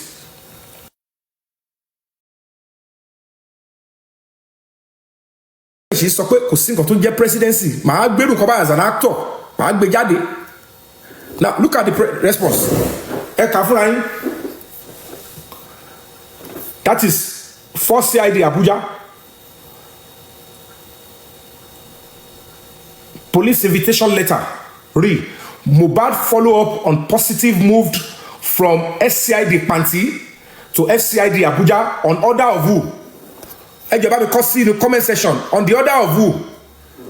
On the order of who? Ni wọ́n sọ pé wọ́n fi gbé case yẹn láti SCID State CID Panti sí Abuja. Ẹ̀ka headline yẹn. On the order of who? Ẹni tó bá ti rí ẹ bá mi máa kọ síbẹ̀.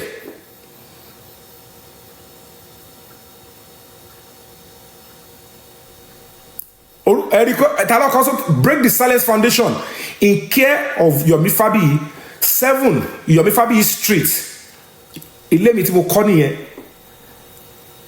orúkọ mi lọ́ fi sọ street ìdí tí mi ò ṣe kọ́lé mi pé kí n máa ṣakọ mi ò fake life inú ibi tó yẹ pé new place náà ti name street lọ́ni a máa fún ẹ níbi you want to name the street after you wèrè kan ní èmi lọ kọ́lé síbi kan. That is the letter from the police. Ibi tí mo bá life dé sí ṣé wọ́n á tún ní mo lọ jí eléyìí. Honey, I refer to your letter BTSF extra volume letter ta kọ sí president yẹn 5th May 2000 ẹ lọ wo date yẹn njọ́ tí mo kọ letter tí mo kà níwájú Nigerian embassy.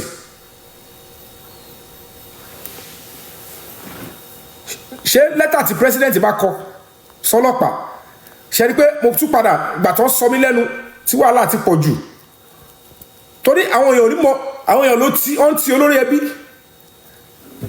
He doesn't want to accept the fact that kí ló dé táwọn ṣe tiẹ̀ kọ́kọ́ tẹ̀lé pull out àwọn pípì ń tẹ bèrè lọ́wọ́ mi openly tẹ tó fi rubbish nígbà yẹn ń tọ́ lè bèrè lọ́wọ́ mi privately nígbà tó sọ̀rọ̀ phone forensic King White wọ́n bá mi sọ̀rọ̀ personally mo share pẹ̀lú wọn nígbà tá a sọ̀rọ̀ 3 seconds video he came to me personally out of respect I shared to him he understand kí ló dé tó wá dọ̀rọ̀ presidency tí wọ́n bá mi sọ lẹ́yìn tó jẹ́ pé mo wá wà gbàgede tán ní àwọn orí o ṣé ẹ bèrè lọ́wọ́ mi personally mi send ẹ̀ sí him but yín náà lè máa sọ gbogbo nǹkan ni mò ń gbé síta tẹ bá bèrè lọ́wọ́ mi personally I will share it with you níjà I respect you almost every time ọkùnrin tó ń sun rárá fọkùnrin ẹgbẹ́ akọ́ṣẹ́ ló ṣe kó tẹ̀ jẹ́ pé àwọn alájọ àwà lórí field if you are supporting what we are doing we appreciate. nígbà tí nǹkan báyìí bá wà lọ́wọ́ mi kí ló stop mi láti share pẹ̀lú lórí ẹbí tó bá bèrè lọ́wọ́ mi personally must I drop this thing openly? But they would not want to know why you are reacting to because I'm an adult. Olórúkú wa nǹkan bí tó ń tì mí gbà gbogbo nǹkan tó ń force mi máa ṣe jáde kí n máa sọ lórí online ó ti pọ̀ jù. Now read it yourself. From Break the Silence Foundation, a human rights NGO, and your letter has been, endorsed to this section for discreet investigation. Ibi tí wọ́n ti bẹ̀rẹ̀ the investigation Mohbad's case l'Abuja nìyẹn. On arrival, contact check pé nọ́mbà yẹn wọ́n sọ pé kò ṣe FCID. And the invitation is pursuant to section blah blah blah blah. So báwo ni wọ́n ṣe fẹ́ bá àwọn underground yẹn báwo ló yẹ fẹ́ bá wọn ṣe original arrest wọ́n máa tàn wọ́n ní because tá bá lọ arrest yàn ọ̀ ní sàn sínú directive presidency tí ọ̀rọ̀ bá lọ bẹ́yìn yàn kọ́ àwọn yẹn mọ̀ pé Wùmí yẹn wàhálà ní táwọn bá máa arrest yẹn gbà yẹn kọ́ wọn lọ dá àwọn kan lóhùn tí wọn mọ̀ wọn rí so they were going to be deceiving all of them then.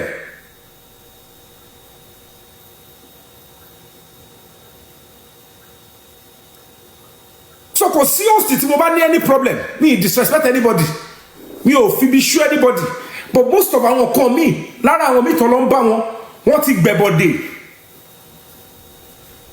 òun ló fàájá pé majority wọn sìn ara ta wọn pé yé wọn náà fẹ́ lọ bọ̀gún nǹkan máa ṣe gbogbo wọn ẹ bá wọ́n náà bọ̀ wọ́n lè máa sáré díẹ̀ ni wọ́n lè bó ṣẹṣẹ́ kọ́ máa sáré pé ẹ jẹ́ ká ṣe kiri kan ẹ jẹ́ ká ṣe gbá kan ṣẹ́ ti ká mo ti fẹ́ gbé kúrò ṣẹ́ ti rí bẹ́ẹ̀ yẹn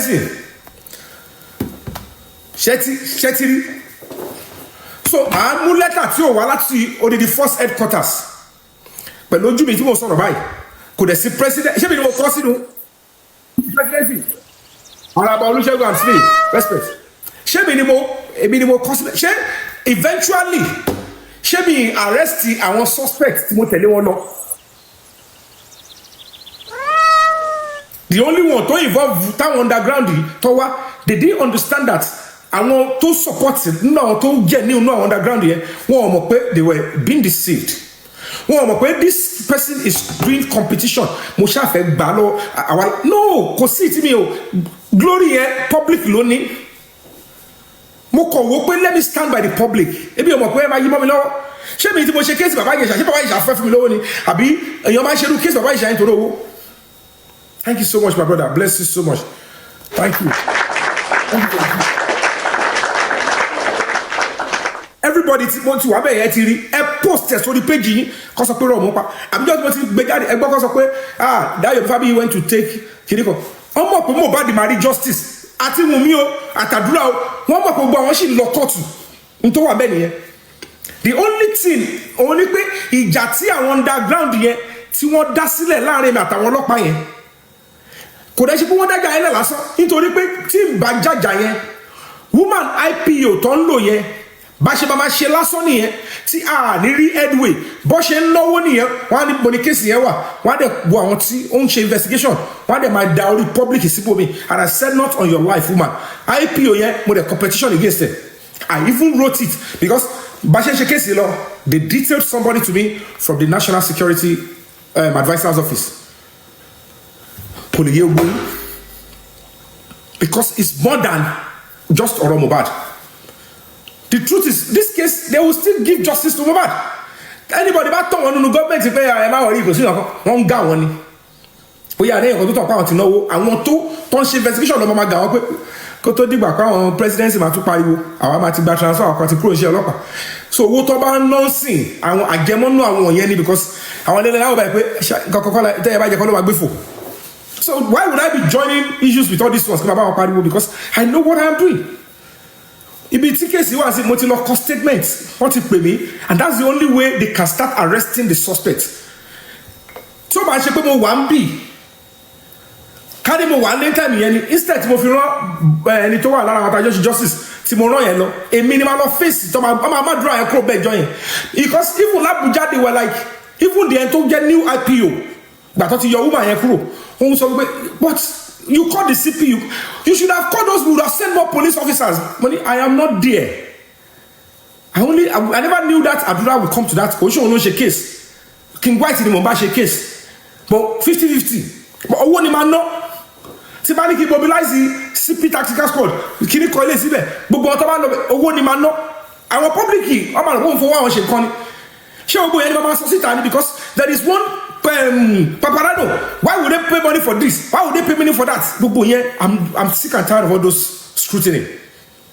Because you will sit on social media and you will be condemning. Why did you raise money for this? When you know how Nigeria obtains. Ọlọ́pàá fẹ́ lọ arrest wọn ẹ̀fẹ́ kọ́ ọlọ́pàá débẹ̀. Mọ́tò on marked vehicle ẹ máa gbé lọ ẹ máa lọ rẹ́ǹtì mọ́tò ni. Tẹ́ bá dẹ̀ fẹ́ rẹ́ǹtì mọ́tò ọlọ́pàá ò ní fowó ara wọn lọ rẹ́ǹtì mọ́tò ìwọ tó jẹ́ complainant ló máa mówó lẹ̀.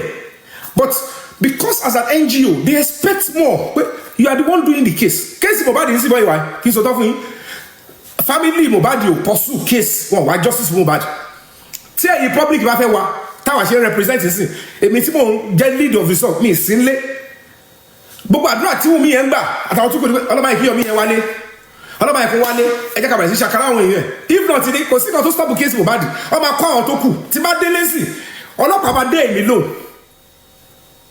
kò ṣe kú hàn ní david ẹ bá yẹ kó tàn yín o tí bá dé lẹ́sìn ọmọ adá èmi lóhùn gbogbo ìtọ́ lọ ṣe sálágbọ̀n yẹn mo fi ọlọ́run bàbúrà à ń retí kó ṣe mistake ni everybody police provost they are coming they will come for all of kọ́kọ́ oppress èèyàn carry evidence but ẹni mojọ kò fẹ́ sọ̀rọ̀ mojọ lọ́lú ò fẹ́ sọ̀rọ̀ wọ́n ti kọ́ láyà jẹ kí ló ṣẹlẹ̀ kò fẹ́ sọ̀rọ̀. You are being persecuted. Wùmí ò lè máa competition against you. You can't be allowing this. Gbogbo tẹ́ ẹ̀ ń ṣe bẹ́ẹ̀ pé ẹ̀ ń ṣọmọṣẹ́ mi o. Mi ì lè ti torí ti stop justice for Mohbad o. Tọ́ba tọ́ yín pé tọ́ba gbé yín wọ́n ṣàkárá yín èmi ọmọ Fabiyi ìgbẹ́ ò lè gun. Tí mo a whole almost 2 years mi ìyá fíìmù kankan. Gbogbo ọmọṣẹ́ mi wà bẹ́ẹ̀ tí kì í ṣe graduation fún. Ó yẹ kí n ti gba new students millions of naira. Mi ì fèsì yẹn mo wà lórí nǹkan ẹ̀ bá expect pé justice yẹn máa tó. Tí ìjọba ti fún mi ní púpọ̀ power the government presidency ẹ lọ ṣe ń sì lẹ expect pé presidency kọ́ ọmọ sáré tẹ̀lé kéèsì tèmi ṣé ẹ lè bọ́ ẹ ráyè tó nìyẹn ṣé mo kọ́ tó ń pè presidency ni ṣé mo case they are dealing with 36 states and you expect them kọ́ wá dúró sórí kéèsì Mohbad tó ti ṣe lẹ́kọ̀ọ́ wọ́n ti gbé láti Èkó wọ́n ti gbé wá sàbújá wọ́n ti ṣe report jáde wọ́n ti gbogbo ètí Wùmí yẹn ṣe yẹn ó kàn fi package sí pé ẹ̀jẹ̀ àmà jáde ẹni pé ìsìlọ́wọ́ ẹ̀ jáde pé jẹ́ àmà ṣe kó sí nǹkan kan tí n bá kọ̀ fẹ́ ẹ̀kú ẹ̀ ní báwo pé kò bú mi wọ́n ṣe kọ́kọ́ gẹ́ fi kéèsì yẹn lẹ́kìn dẹ̀ kúrò díẹ̀ tọ́ba tún bú mi tọ́ba bú mi dáadáa ẹ máa bá mi lẹ́kọ̀ọ́ torí tọ́ba bá bú mi tọ́ọ̀ ní mi lára kò sí encouragement torí bàbá ṣe ń bú èmi ni mo ṣe máa rí pé yes wọ́n ń pè mí lónìí màá fẹ́ prove ara mi gbọ́gbà tẹ́ bá bú mi mọ́ máa jókòó mi gẹ́gẹ́ ni so don't move oníkálukú ọ̀tọ̀ọ̀tọ̀ nígbà tẹ́yìn tẹ́sí pè mí lónìí rọ́ àwọn òbú mi kò pè mí lónìí rọ́ kí ni fẹ́ máa wà dára mi láàmú fẹ́ impress because at the end of the day èmi máa lọ fèsì gòbé gbàtí ẹ̀kọ́ bá wúrò èmi sọ̀rọ̀ pé màmá sá fún wọn lálágbọ̀n èmi gúnyànyàn kéré gan o mo ìfẹ́ bóyá ẹ̀jẹ̀ fún ọlọ́pàá náà ó kọ̀ máa sọ ni tabari Yomi yẹn òdu kí lẹ fẹ́ ṣe terrorist ni mí ni kidnapper ni mí ni armed robbery lẹ́ mú mi fún ni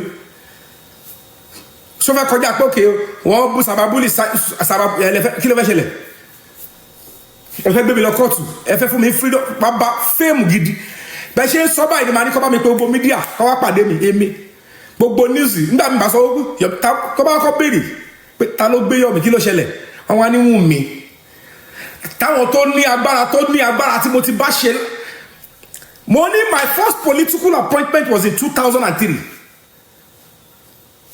that is how many years 23 years kọ́ yẹn 2003 to 2026 how many years 23 years Wùnmí yẹn ṣì wà lọ́mọ ọdún mẹ́rin tí mo ti ń roll tí mo ti ń dine and wine Ìyábọ̀ yẹn ṣì wà bóyá ìwà lábẹ́ ọkọ ẹ̀ àbóṣe ẹ̀fọ́kọ ẹ̀ sílẹ̀ ṣé àwọn alágbára tó yẹ pé èèyàn ti bá ṣe tí mi ò tí ọmọ pé mo ń ṣe Mohbad ọkọ bá pé Yomi wọ pẹ̀lú àwọn ọ̀rọ̀ Mohbad ṣé àwọn family boy yẹn ni àwọn ni problem they are just a messed up family because àwọn gangan ló yẹ kó máa sáré ọkọ ẹ má wọrí Mohbad làwọn jà fún I know but normally on a good day it would have been reasonable kó jẹ́ pé àwọn family gangan wọ́n ṣòótọ́ in tó ń bí ọ̀pọ̀lọpọ̀ nínú ìyẹn gba àwọn alágbára tí mo mọ̀ ká náà bàbá Mohbad yẹn mú àwọn tó jẹ́ pé wọ́n kọ́ báyìí pé bàbá yẹn ò ní kíní kan tí àwọn yẹn làwọn fẹ́ máa fèsì ká náà kọ lúrú èmi àbọ̀ ṣèkà fún mi irú Wùnmí yẹn ń sìn tó bá jáde tán àìmọye ọba ló ti bá mi sọ̀rọ̀ lórí fóònù but Ọlọ́run ò tí sọ pé kọ́ mú èmi lẹ̀ gbogbo báyìí sọ pé mò ń sá fún wọn gba tí mi mẹ́rin tó fẹ́ hit mi èmi ò dẹ̀ fẹ́ stop mo fẹ́ parí kéèsì kí ni màá dúró pé ẹ̀yìn mi bọ̀ tó bá pa mí kéèsì ṣé òkú máa ń ṣe justice ni òun lè ṣe ní pé mò ń yẹra fún wọn màá bọ̀ wọ́n ti pariwo títí Èkó máa dùn máa bọ̀ ńlé mo ti padà sékòó dáadáa ṣèbí Supreme yẹn ti lẹ́nu ńgbà kan a máa gbé Yomi yẹn pẹ̀lú wèrè Sami Jojo tó dàbí Sky Lolo yẹn tẹ́ bá rí ó kúrú ó kẹtàn ó tún parí nítorí ó lè ṣe dàbí iṣẹ́ tó ṣe ń jíṣẹ́ iṣẹ́ kú káàkiri at the end of the day òun náà jọ sọ́ngbà yẹn Yomi yẹn kí ló tó gba ikú tọ́nu èmi mo mọ̀ nǹkan tí mò ń ṣe nà ọmọ ọlọ́mọ tẹ fẹ́ pa àwọn tó fẹ́ gbé ọmọ yẹn gbà yẹn tó fẹ́ lọ fi ṣe kọ́ tó fẹ́ ṣe ṣọ́ máa sọ fún gbẹ̀yìn tẹ̀ ń ṣe justice lórí ìsìnkú bóyá méjì mẹ́ta lọ́jọ́ ń plan ẹ̀ mo dẹ̀ ti rí pé kọ́ tó fẹ́ ṣe fọ́mọ ọlọ́mọ nìyẹn mo dẹ̀ gbọ́mọ ọlọ́mọ escape ìyá tó bí gan mi sọ fún ọ̀ntì tí mo dé UK ló ṣe post yẹ ìyá tó bí mi sọ fún tọ́lọ́ níbi gbọ́dọ̀ sọ fún òun mo sọ síta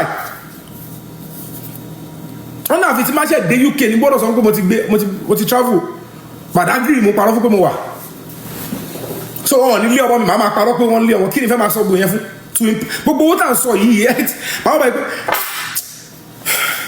it's quite sad o olórí kò lọ fà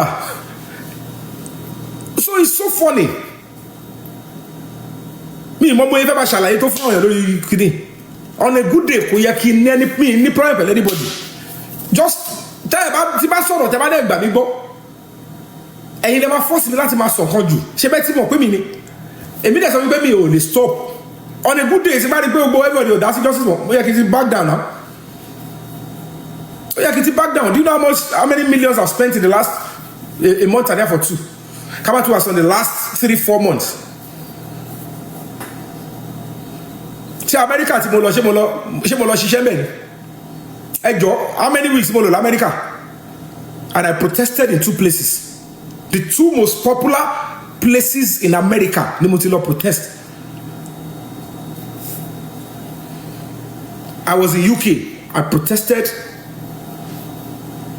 in front of Downing Street mo ṣe máa protest in Canada mi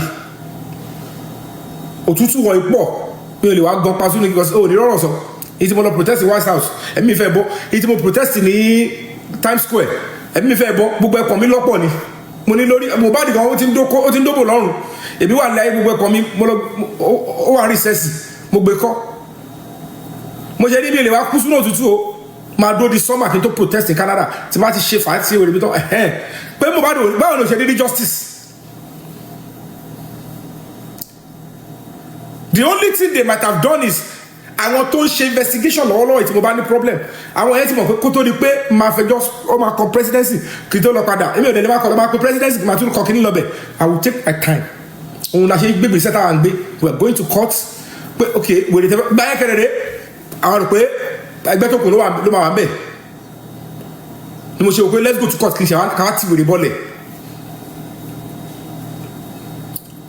The new IG I have not taken my time to call him to test him or to even pa àwọn agbálagbára tí mo mọ̀ kọ́kọ́ pé wọ́n pé lórí kéèsì aṣíwájú ló máa kí ló kọ́ aṣíwájú Mohbad yẹn fún justice yes kò disturb kọ́ máa fún justice they have given their directive to them go and do the job kò ṣe padà mọ́ the presidency can withdraw the directive ẹ̀yin lè máa follow up ẹ̀yin tẹ̀ ní case nígbà táwọn ẹbí ò dẹ̀ tẹ̀lé àwọn àtẹ wá jẹ́ public yìí sìn ẹ̀yin kọ́ àwọn kan lọ bẹ̀ the same ọlọ́pàá tó ń ṣe case Mohbad tó gba directive lọ presidency ní ibẹ̀ ní kíní kan lóhun kíní kan arífá tó lọ ba èmi jẹ́ mbẹ̀ ibẹ̀ ní kíní kan bossman kíní kan supreme tó máa wà lórí phone wọ́n dẹ̀ máa ba Yomi Fabiyi jẹ́ wọ́n dẹ̀ máa parọ́ pé Yomi Fabiyi yẹn owó ló pa until that woman told me to my ear pé wọ́n ní wọ́n nìkan ló ń dáná owó yẹn mo ní owó wò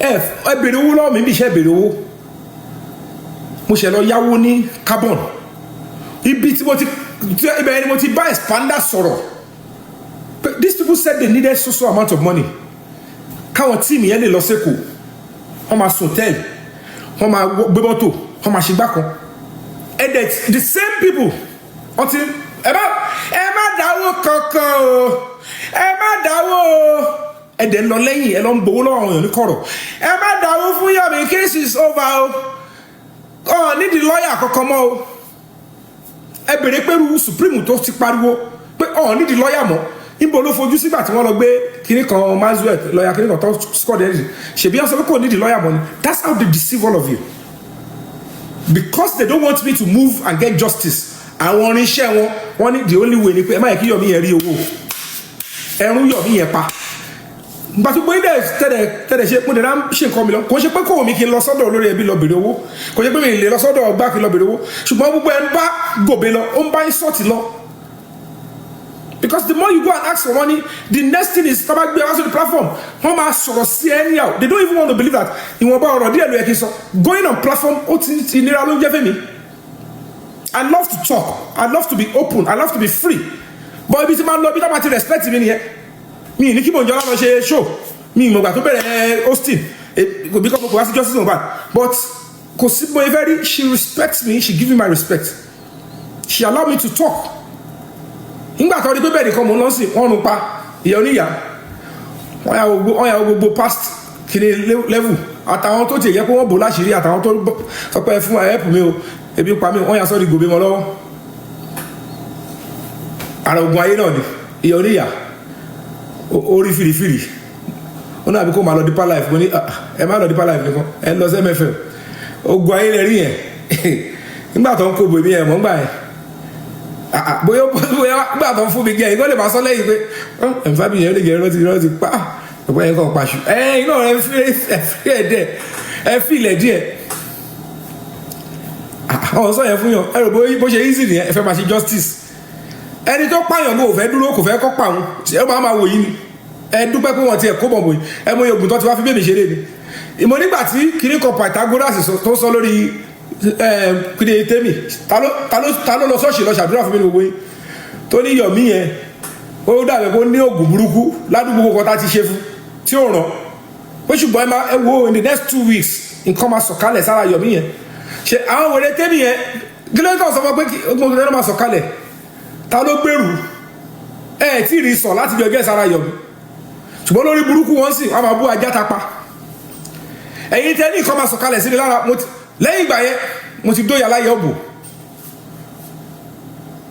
ó ti yẹ pé látọ̀ tó bá náà ni mo ti wà lọ́lídé ṣùgbọ́n kó tó dìgbà yẹn lọ́ti ní nǹkan máa sọ̀kalẹ̀ sí mi lára nǹkan sọ̀kalẹ̀ mo ṣe ń lọ sókè mo ń lọlẹ̀ ọ̀ọ́ni bú ti wọ́n pé ibi tẹ́ ti lọ́ ṣogun yẹn ṣe bẹ́ẹ̀ ní 2 weeks time pé ẹ máa wo the next 2 weeks o nǹkan máa sọ̀kalẹ̀ sára Yomi yẹn nǹkan ẹ̀ ní kọ́kọ́ orí kan ẹ̀ búra yín pé oògùn yóò ṣiṣẹ́ àwa pajá ẹ̀ tí mọ̀gà tó máa bẹ̀rẹ̀ jẹ́ ẹ̀ tí ń bú ajá tapa kílẹ̀ tẹ̀ ń bẹ̀rù ajá tapa gbọ́ lásán tàbá ní kó lọ gé yín jẹ ẹ̀ ní òkè pọ́pì ni ẹ̀jẹ̀ ajá lọ nídìí kò ṣe ajá kò ṣe pọ́pì ẹ̀jẹ̀ lọ́kọ̀ ní ìṣájá ni ẹ̀jẹ̀ ẹ̀ mọ agbára gbogbo àwọn nǹkan yẹn.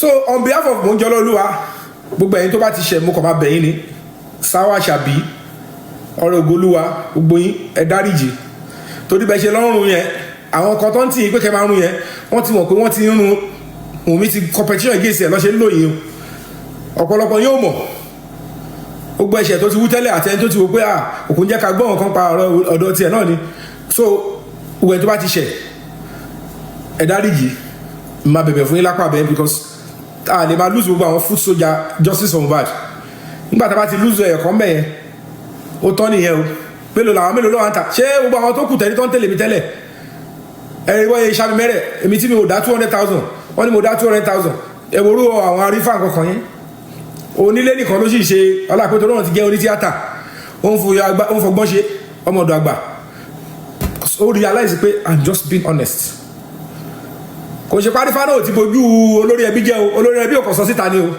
mo kàn tí gbogbo ṣe ń bò yẹn o ó ti lù wọ́n jìbìtì bẹ́ẹ̀ hàn sọ síta ni o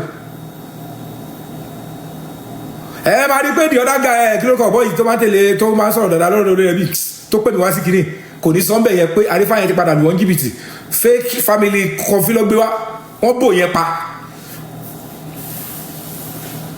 olórí ẹbí àrífà ti gbé yín gógó ti pẹ́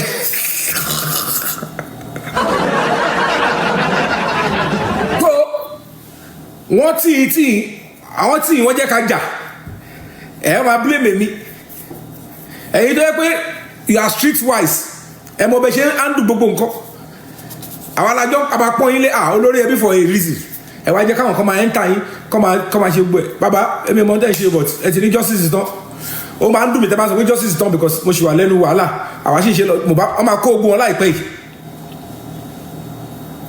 bó jẹ́ ṣe Tinubu ló ń fún wọn liver àwọn tó máa pè ṣe tó máa sọ pé comot your hand wọ́n máa ń sọ fún yàn kó yọwọ́ pé àwọn tó ń protect nǹkan máa bàjẹ́ ó ti rí wọ́n máa yọwọ́ láìpẹ́ yìí so ẹ bá dara yín láàmú ẹ má yẹ káwọn kan tì í kó yẹ pé irú yìí tẹ jagun débì kan kọ́ tẹ sọ pé kí àyèbí Yomi tààrùpá àárín lò kò ṣe mọ́ ó ní ohun tó ṣẹlẹ̀ náà nígbà tẹ bá fi àwọn tí èmi tẹ́mi wà lójú ogun tẹ́ ẹ sọ́pọ́tì irú àwọn yẹn kọ́ máa kó mi ò ní pé ẹjọ́ wà tipẹ́ but mi ò tiẹ̀ mi ì sort anybody tẹ́yọ̀ bá ti block iṣẹ́ tèmi ṣe justice yẹn bí gbàgbé pé wọ́n fún mi lábẹ́rẹ́ ni mi ò rí anything ẹ̀rọ arí gbogbo àwọn aṣọ tí mo ń repeat aṣọ ni mi ìpàrọ̀ ago mi ìpàrọ̀ bàtà mi ìpàrọ̀ ṣòkòtò ẹ rí mi nu first class èmi mò ń san gbèsè mi fúnra mi kò sẹ́ni tó bá kí n bá ṣàwọ̀ tíkẹ́ẹ̀tì mi jọ èmi mò ń san nǹkan mi fúnra mi owó mi tó ti wọnú justice tó bá kà kò ń ṣe á ti kọjá close to á ti fẹ́ wọ 20 million kéèsì tẹ́ ń wò yìí ok because bó ṣe ń fa àwọn wèrè náà lọ́tún owó burúkú lọ́nà wà á fáwọn dé level kan ibi tí mò ń wọ́ wọn lọ wọ́n wọ́ mi èmi náà wọ́ wọn ẹni tó lè bá wọn pò ó nìyẹn tàbí fi ní justice wọ́n wọ́ mi lọ command mo wọ́ wọn débẹ̀ wọ́n wọ́ mi kúrò mẹ́ẹ̀ wọ́n ṣe gbẹ́ mo tún wọ́ wọn lọ zone 2 mo tún wọ́ wọn tí wọ́n tún já padà wọ́n dá mi padà sí pàǹtì mo tún wọ́ wọn wọ́n tún dá padà mo fèsì Àbújá wọ́n tún lọ àwọn ẹlẹ́bọ̀tọ̀ wọlé kíru èmi máa ṣàkọ́ kíru Sami Jogi yẹn kó máa ní òun dẹmọ fáwọn èèyàn tó súnmọ́ mi ṣé ó ń wáìnì èṣù ni àbúkọ̀ fẹ́ máa ṣe bálabàla ẹ wo gbogbo àwọn tó ń tẹ̀lé nígbà tí olórí ẹbí sọ pé supreme yẹn o kò ṣe kíní kan ẹ wo gbogbo àwọn tó ń tẹ̀lé bó tẹ̀yẹ pé àwọn kan ti tẹ̀lé mi náà wọ́n padà tẹ̀lé pull out náà so a lè sọ̀rọ̀ tàwa sórí yẹn àwọn kan gba transfer àṣírí ni nígbà tí wọ́n Premier League èèyàn tó play fún Chelsea lẹ́nìí ẹ̀kọ́ bá Arsenal lọ́la ni so èèyàn tó wà pẹ̀lú supreme lẹ́nìí supreme àṣẹ báyìí wọ́n mi lọ pa Mohbad number right hand man ẹ̀ òun ló bá mú mi lọ competition òun ló tún competition against Mojola ọjọ́ oníṣẹ́ ló kàn lọ irú yẹn ẹ bá wo ohun tó máa ṣẹlẹ̀ sí ogun mẹ́ but nítorí trap tá à ń expect kọ́ wọ̀ à ń retí ni à ń retí ni kọ́ wọnú trap yẹn so simple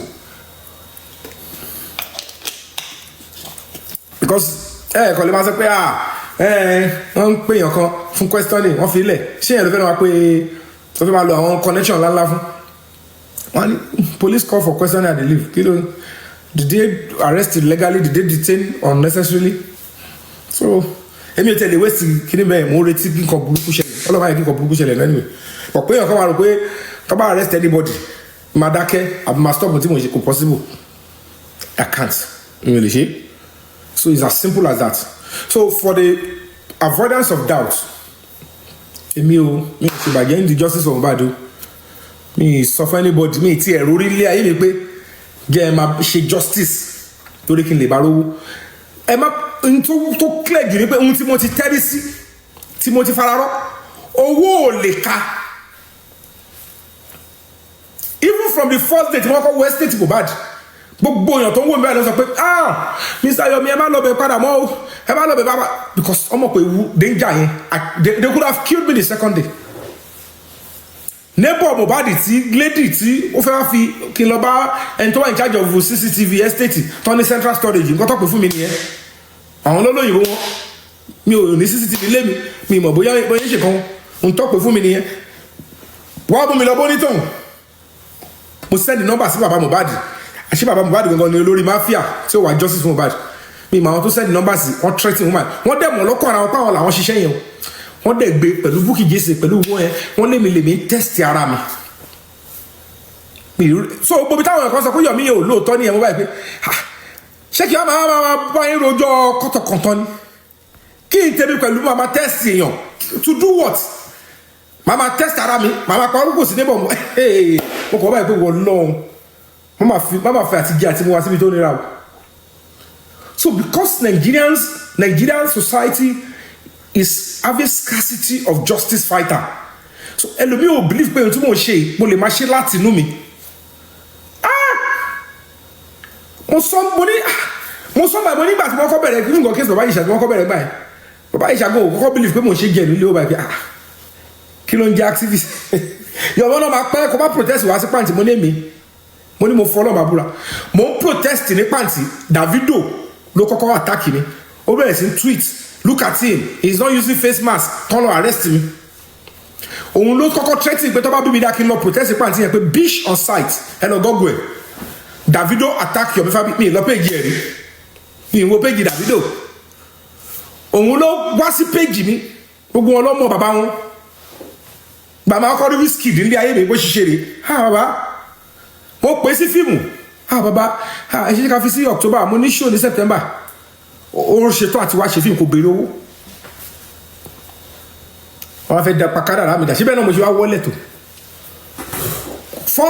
first filmmaker tó máa kọ́ lo footballer Super Eagles tó play for Super Eagles èmi ni wọ́n kọ́ lo Mutiu Adépọ̀jù 2012 pé player tó play for Super Eagles o pé wọ́n kọ́ lu fíìmù èmi tí wọ́n kọ́ lò rè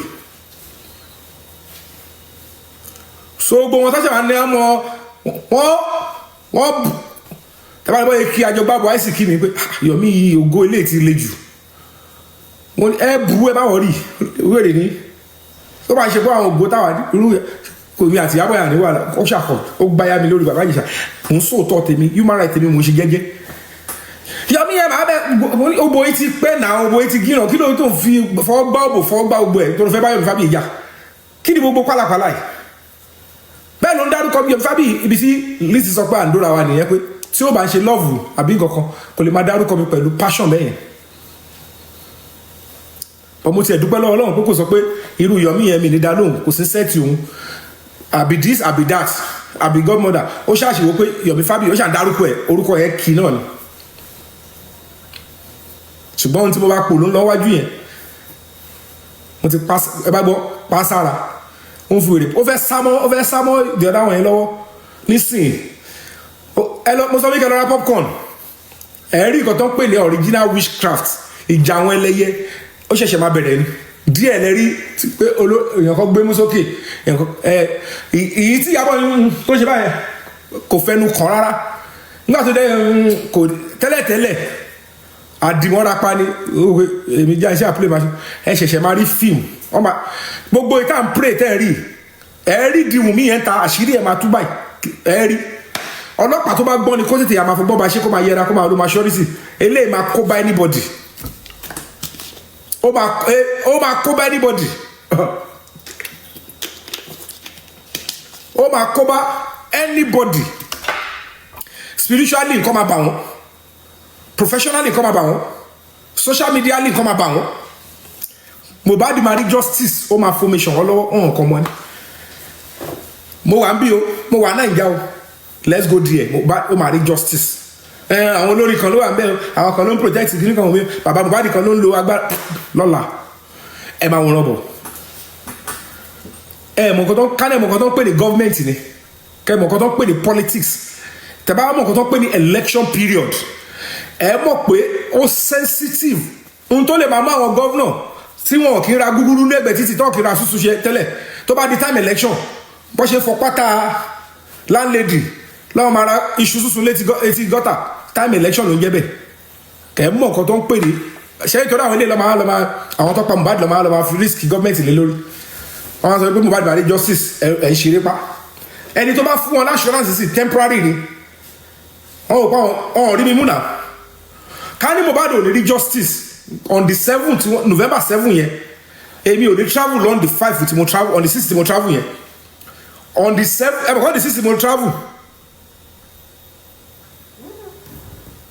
èmi ò dẹ̀ mọ̀ mo ti kọ ticket láti on the 3rd kíní yẹn ṣáà ń tì mí pé woman tó ń kọ ticket yẹn ó tún ṣe mistake mo ní fi on the 5 bó ṣe ní mi san tètè san balance ó ní òun ti ṣe kíni òun ti lose ticket yẹn mo ní ẹ dáwọ́ mi padà mi ṣe mọ́ ó ní ẹ má bínú bẹ́ẹ̀ yẹn ẹ má sàré bínú bẹ́ẹ̀ okay the next ó ní ṣẹlẹ̀ lọ́n the 6 ó ní ẹ tètè kọ́ sí yòó torí bàbá sẹ́ńtà ó ní okay máa kọ́ ó dẹ̀ kọ́ no problem láti on the 3rd ló ti kọ́ mi ò mọ̀ gàtọ́ plan kọ́ fẹ́ arrest Yomi ọkọ̀ tàn wá sínú bẹ́ẹ̀ ó dẹ̀ on the 5 I was leaving Abeokuta to Lagos to sleep in a hotel and fly the second day mo dẹ̀ rí invitation kí n máa bọ̀ lálágbọ̀n kọ́ onírèké ni gbogbo etí mo kọ̀ bá mọ̀ pé gbogbo tí ẹ mọ̀ pé gbogbo mo ṣe fídíò mo pariwo mo bá president sọ̀rọ̀ mo ṣe gbogbo ẹ̀ ṣáà bí ṣáwọn lè pa mí bẹ́ẹ̀ ni ṣùgbọ́n kọ́ lè mọ̀ pé wíìrè wà nílẹ̀ náà ni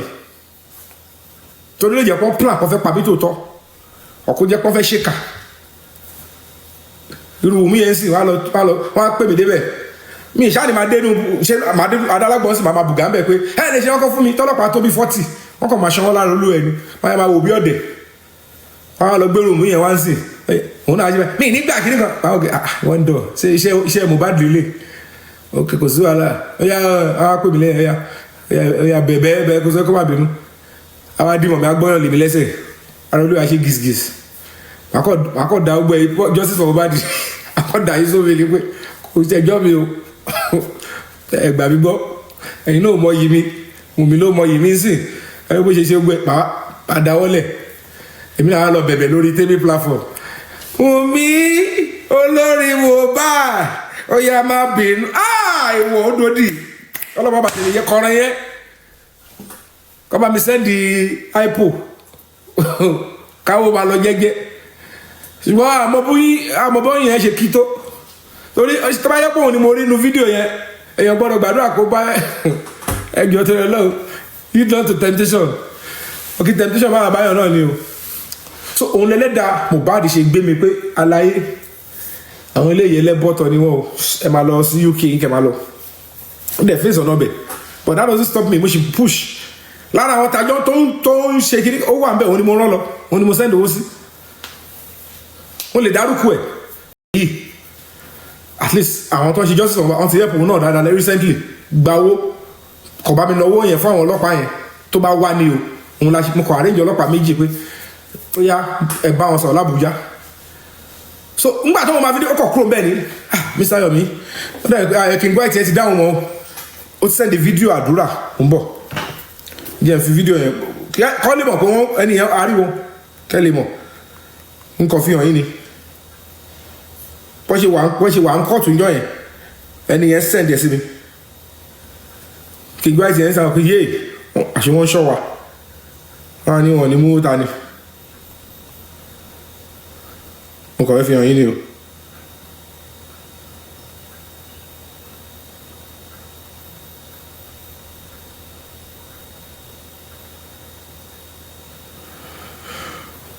jẹ́ sẹ́ndẹ̀ sí mi fẹ́ kẹ́ orúkọ nítàn ìtura àwọn olójú efele wà ń bí àwọn sẹ́yìn so ìwọ ló tẹ̀lé mọ̀ pé ẹnìyẹn ó wà pẹ̀lú mi dó ẹnìyẹn máa support mi bọ́ ẹ lè mọ̀ pé mo ràn sí operation bẹ́yẹn.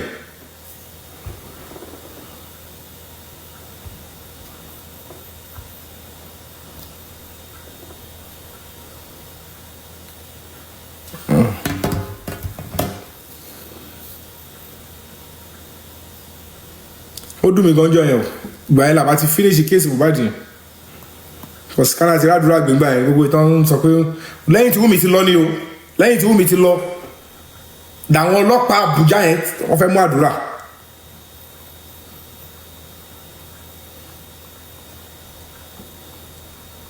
yéé mo kú.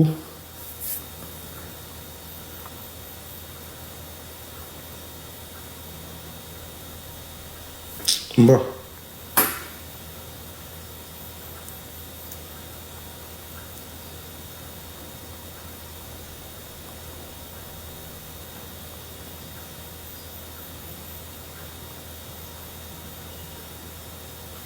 wọ́n ṣẹ̀dẹ̀ padà sí mísìn so lẹ́yìn tí Wùmí ti lọ sàbújá wọ́n ti fún bail kéèsì yẹn continue they were expecting pé arrangement tá a ṣe tá a máa fi kó gbogbo wọn tó kù ọwọ́ àwa petitioner ló wà gbogbo documents tíìmù tá a máa lò lọ́lọ́pàá all we just need to do is work with them because kò easy gbogbo wọn ti scatter abroad nígbà tán ní àdúrà travel ó ṣe fídíò tó bá jẹ́ pàwọn alágbára kí lè tán stage fake video pàdúrà travel out kò lọ́bi kọ́kọ́ wọ́n kọ̀ lọ fún wọn jẹ́ kí wọ́n pé àwọn ti yanjú bẹ̀ ó rẹ̀kẹ̀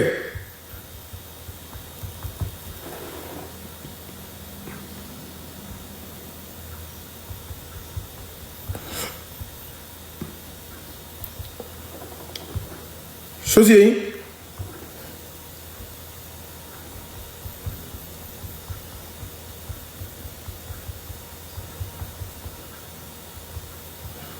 fẹ́ gba fídíò yẹn padà fi hàn yìí.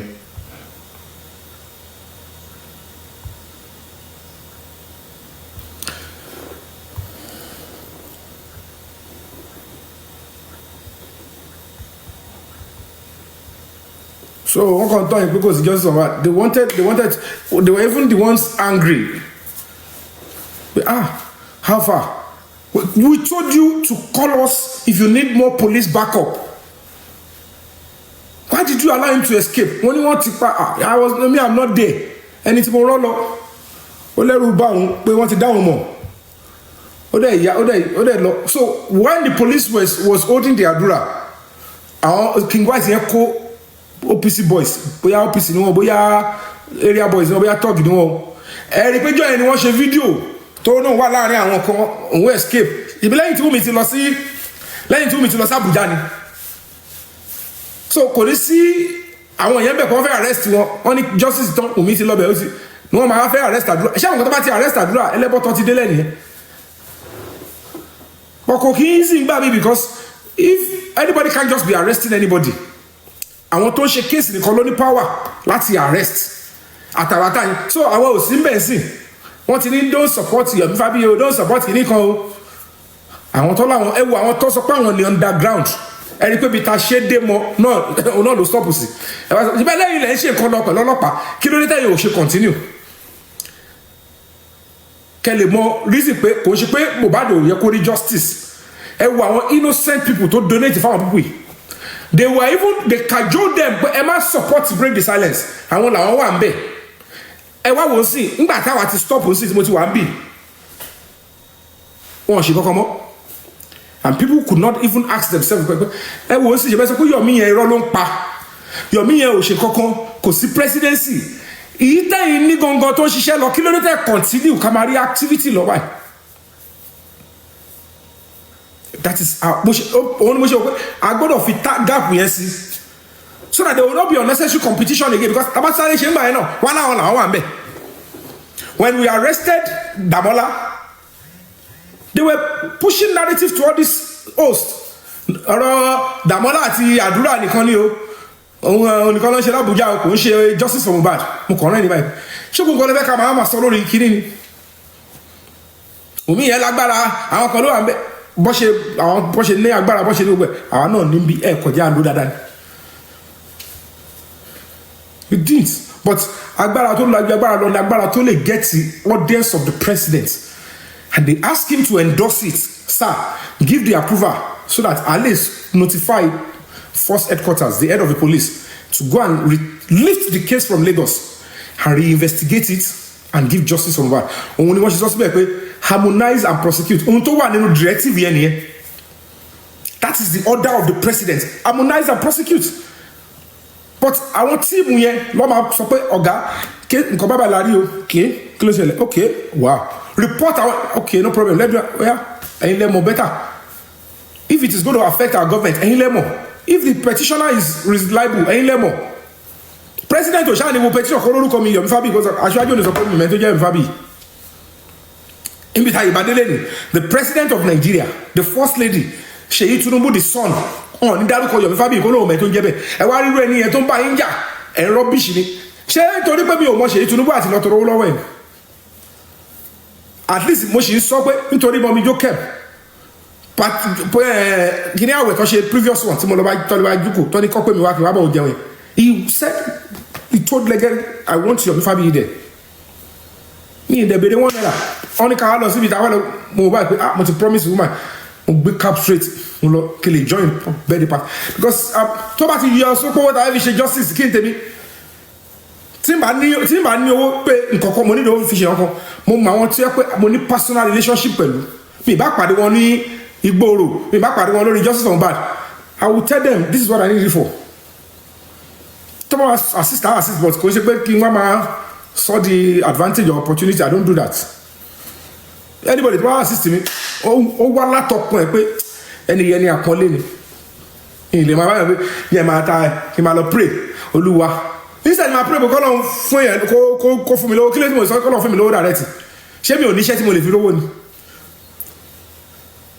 ṣebí níṣẹ́ tí mo lè fi lówó ni ṣebí kiri kan ps wá bá mi ó mẹ́sẹ̀gì mi mo máa sọ kí n fi lárí ọmọdé alẹ́ mo máa kó Netflix movie fi lẹ̀ fún mi that's cinema movie now ṣé mo budge ni I didn't budge I didn't sell out mi follow through kò ṣe pé mi rí temptation lóríṣiríṣi mi tẹ̀lé mo kájú ọ̀kánjú àmì mo ká ojú ọ̀kánjú àmì so it's so funny.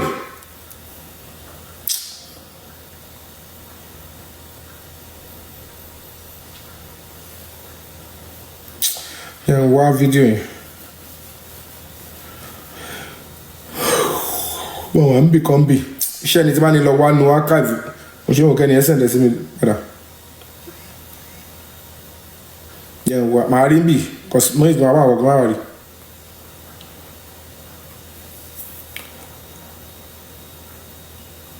màá fi hàn yín sìn.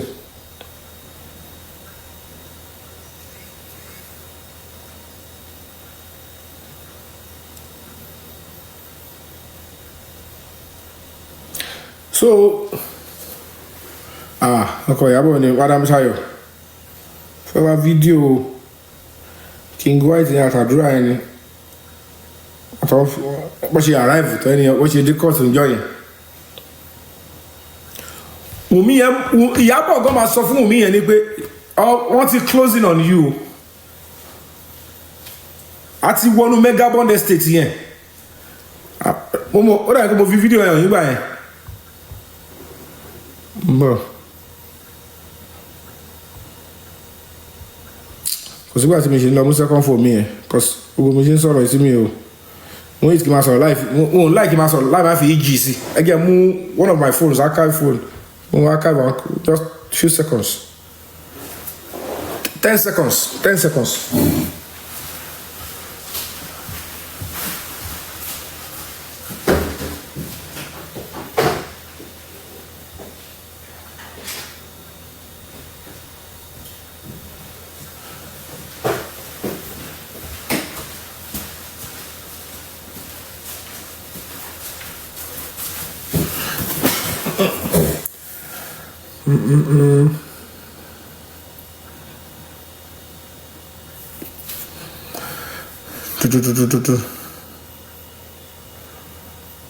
Ẹgbẹ́ jáde fún yín ni o kẹ́rì.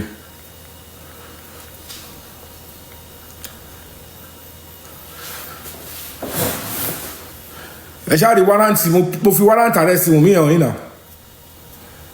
Ṣèbẹ̀ nígbà yẹn.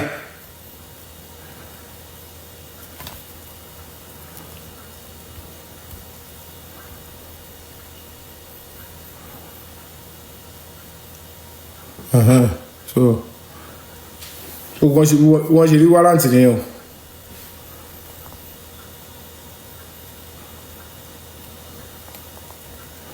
Ẹ wo fídíò yẹn. Kò ṣe kó rí relevant náà but yéè ẹ̀rọ pọ̀ bí ẹ̀.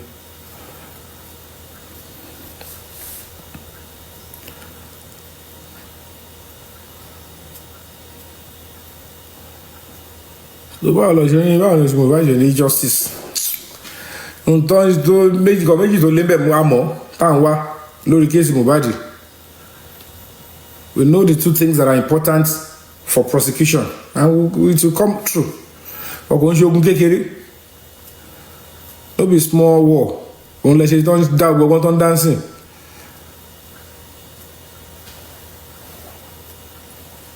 Oye yín.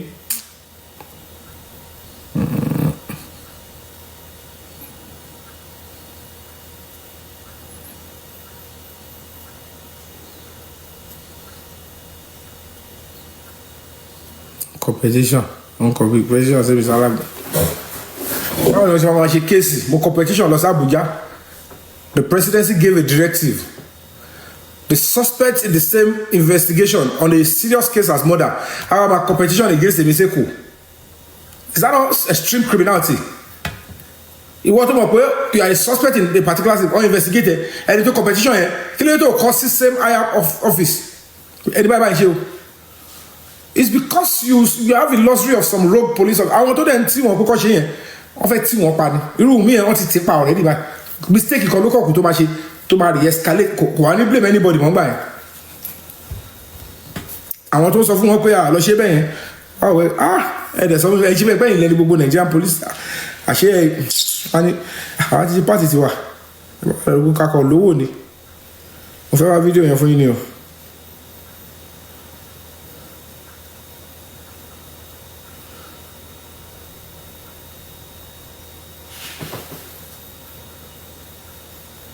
Kò ṣe pé fídíò yẹn wà important náà just video of King White àtàdúrà ní court bá rí later mo lè fi hàn yín kò ṣe pé wà very kò ṣe pé necessary àbò wà so kò ṣe pé important kankan wà pẹ̀lú ẹ̀ tí n bá wù lọ́wọ́ sí máa rí ẹ wo irú Zomo yẹn sí nobody is talking about this Zomo they have to still pick him up.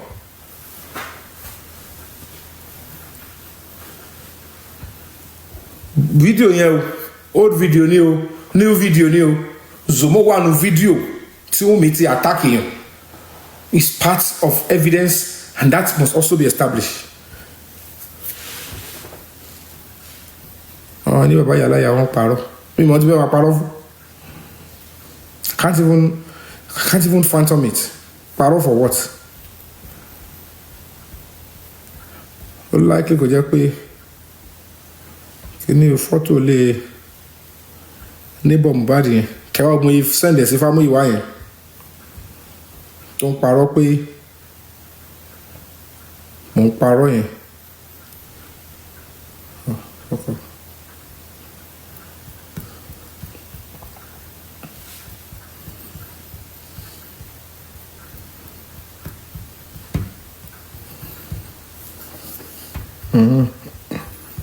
But I think we are clear now. We are clear on the presidency stuff now. Do we have any other person to need the questioning?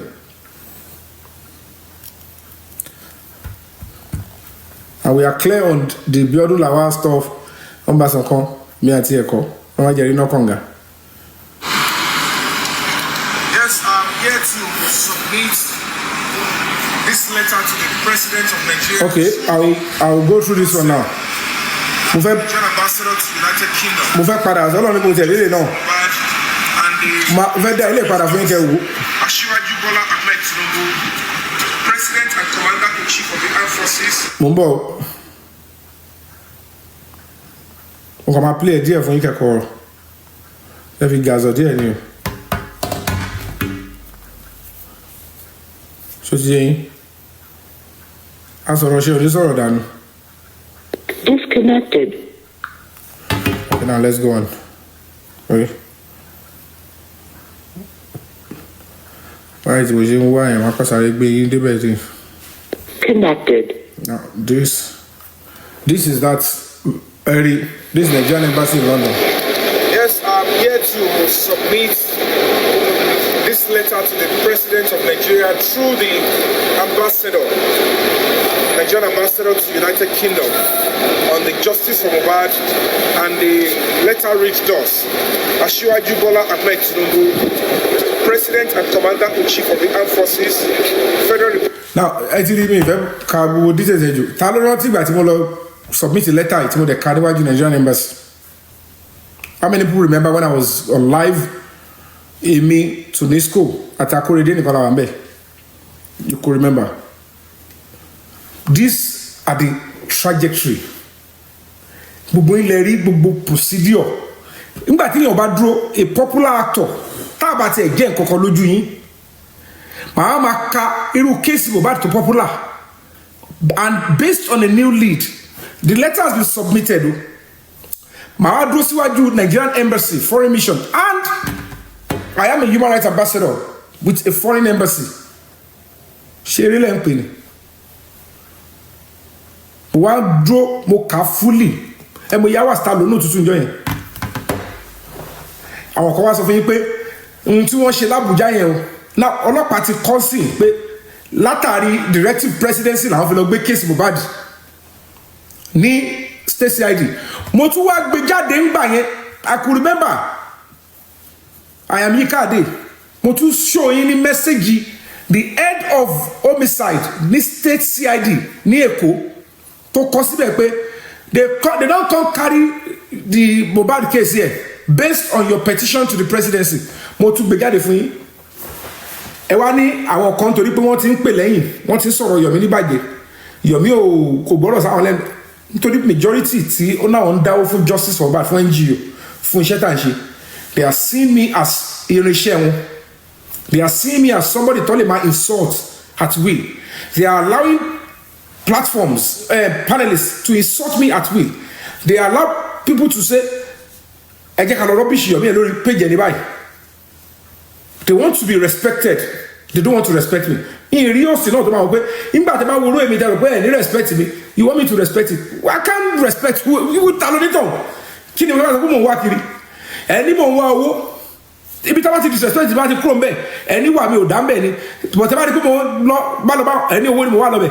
Tí bá kúrò when they disrespect me, ẹni mo wá humble.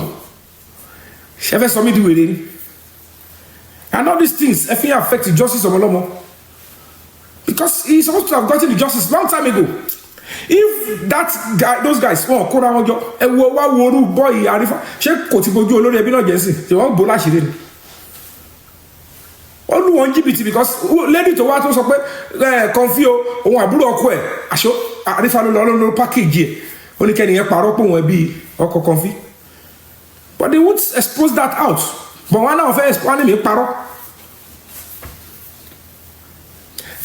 Somebody will go, no more. That girl tó ń sọ kọ́tọ̀kọ́tọ̀ yẹn, ṣebí nínú ọ̀rọ̀ tó bá sọ.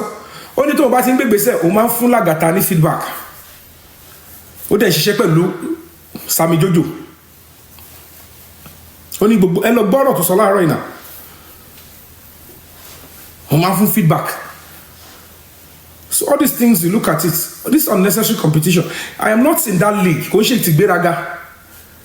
Èmi lè máa rí wájú because nígbà tí Mòǹjọ́lá ń sì pé mo kàn wò pé ó sì ṣó jẹ́ máa lọ síbẹ̀. Wọ́n wò pé ẹ jẹ́ ká gbé Mòǹjọ́lá pé a lè fi silence Yomi. Òun náà bẹ̀rẹ̀ sí sọ fún mi, bọ́dá Yomi, kíní kan, wọ́n ní mi lè sọ̀rọ̀, ẹ ṣáà má sọ̀rọ̀ kan, mo ní ta ni. Kí ló ṣẹlẹ̀ kò fẹ́ sọ̀rọ̀? Ẹ má sọ̀rọ̀ kan ṣe torí wàhálà tí mo kó sí ẹ̀gílẹ̀ mo sọ́ọ̀rì gan o, mo dẹ̀ sọ tèmi straight mo ní èmi kọ́ mo ní ká ṣe justice for Mohbad o. Èmi kọ́ lọ̀gá yín o. Ẹ ti fìgbà kan tẹ̀lé tẹ́ni ọmọ ológo. Àwa l'Abuja rí nígbà mo ní kẹ́ pín owó kìíní kan ẹni oríṣiríṣi ilẹ̀ ti lówó orí platform ilẹ̀ ti rí mi ò bá yín ṣe argument kan I am only encouraging you because mi ìṣàlè máa tẹ̀lé àwọn máa lọ sí platform àwọn tí mi ò rí lórí field kọ́ máa sọ pé nítorí owó nìkan ni mo ṣe wò pé you are not ẹ̀ ṣáàdáwó fún mi mi ìbèrè owó lórí platform èmi mo tún náwó mi lórí platform ẹ̀ but I have to honour you because you can't be hosting kí á máa wò pé ádà ìkú mo ṣe rivalry ni pé nítorí pé mọ̀pájọ́ ń jà lórí field ló ṣe ń sá fún mi kò fẹ́ wá sọ́dọ̀ mi kọ́lé máa sọ no if you want to go and do any crusade tó bá jẹ́ pé it's you that people trust no problem you know ní competition but people don't know that that's why I'm just doing that but I am humble I am free but mi ò ní wàhálà so at the end of the day ìyẹn ti lù wọ́n jìbìtì ó ti rọ́gbẹ́ because mo bá tí mo sọ ó kàn ń bá mi lórúkọ jẹ́ òun kàn ló ṣiṣẹ́ pẹ̀lú Kàrímọ́ ó kàn lọ gbogbo Yomi yẹn ó rìkọ́dù ọlọ́pàá Yomi yẹn DCP láwọn fẹ́ mú ọmọ àbá ìjọba máa láwọn bàbá ṣẹjọ́ the same platform náà ló ń encourage ẹ̀ lẹ́yìn tó ní òun fẹ́ rán mi lọ ẹ̀wọ̀n true Kàrímọ́ tó ṣe gbogbo ẹ̀ tọ́lọ́wọ̀n gbà fún wọn táwọn tó nílé gbà fún wọn lẹ́yìn ìgbà yẹn ló ní problem mi fi one single ìwà pé mo kàn yọ ìpéwò tẹ bá rí mi ẹ̀rọ bóyá èmi gangan ni mo ní problem that is why he is confident pé mi lè jẹ́ kí problem ṣẹlẹ̀ sóhun kí n gbójú òun náà lọ́mọ pẹ̀lú ọmọ sọ fún wọn pé ẹ lọ gbá àwọn tó súnmọ́ Yomi ẹ̀ máa juwọ́lẹ̀ ẹ ṣe mistake ni o ẹ bá gbà Kóredé mi lè stop justice on Mohbad máa rí justice kóhun ìkẹ́ gbá Kóredé nígbà tó lọ ṣá lórí mi tó ti ṣá lórí ṣé mo stop ni intention ni láti pa Kóredé ìmọ̀lẹ́sì náà ṣe rí pa ọ́ dẹ̀ ṣá lórí mi stop èmi fúnra mi gan tẹ bá rí mi pa tẹ bá pa mi ma stop tẹ bá ti rí mi pa I'm still continuing until justice is served tẹ dẹ̀ fi kó bá ẹni ẹlẹ́ni tí ò mọ̀ pa cause aṣíwájú mọ̀ kò mọ̀ until they prosecute these people ló máa clear orúkọ aṣíwájú pé it is not the order from above they have to send them to court ohun tó bá dẹ̀ yẹ kó ṣe final kìíní yẹn ó ń bọ̀ dẹ̀dẹ̀ tẹ bá ń bọ̀ it's on its way àwa tí à ń bọ̀ tí spirit mo bá dé ká lọ máa ṣe prayer ká lọ bọ̀ ó mọ̀ pé spiritually náà lòun lè fi win òun ló máa gbá ẹni tí tàbá ń ṣe physical ló máa help ẹ èèyàn kan péré àbí méjì lónìí kókó kéṣù kọ ṣe èèyàn kan péré àbí méjì lakọ nídìí kéṣù ṣe lórí kéèsì àwọn tó kù wá máa ṣe wọn later ẹ má expect crowd bọ́n ṣe pọ̀ tó yẹn tá lọ́dá yẹ gbogbo rẹ wọ́n máa run lé tí mo bá ti rí justice tán Ogunlaka ayé àti ìṣúná lè máa kó bá àwọn tó kù just 1 or 2 persons lakọ need òun dẹ̀ ló mọ̀ ẹni tó máa lò tó máa ṣe àfi mú level so ẹ fọkàn balẹ̀ God will do it Ọlọ́run ló máa ṣe èmi kọ́ kọ́lọ́ máa yẹ kó síyàn kó rẹ́yàn so wọ́n yẹn ń ṣàdúrà Yomi yẹn ẹjọ́ wà níbi tó wà ẹjọ́ ṣe kíní kan wọ́n ń fún wọn ní information Yomi yẹn wọ́n dàgbò ti wà ń bẹ̀ yẹn ẹ máa wòran bọ̀ ẹ lè mọ fùtẹ̀ ẹ lè mọ full details láyé kò sẹ́nibọ̀dì tó lè mọ̀ títí ẹ máa fi take the right action kò sẹ́nibọ̀dì tó máa mọ̀ ní time yẹn. So, for whatever the case may be, by the special grace of God, I'm going to try now. Okay, but Mohbad is going to get justice. Trust me, by the special grace of Almighty Allah and Almighty God. Harry. But that one, okay, mo. Ṣé mo ti play kí ni ẹ̀dọ́ fún ilé kan? Okay, mo tẹ̀wé fún kankan yín again. Mbọ̀.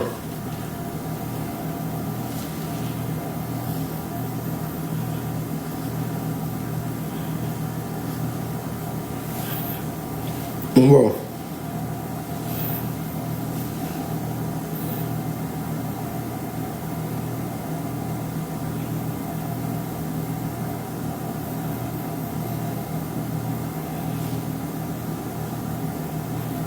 Omi ò lọ́wọ́ nu kú Mohbad ló bá lọ ju kúrúbé sórí orí. Mohbad sì wà mọ́ṣúárì eléyìí ṣe patí lọ káàkiri ni ọ̀rọ̀ yẹn ṣe ẹ ti mọ̀ pé lùyàbọ̀ yẹn wọ́n ti wọnú ayé kọjá yìí ìjẹkújẹ ti involve jù wọn ò rán anybody iṣẹ́.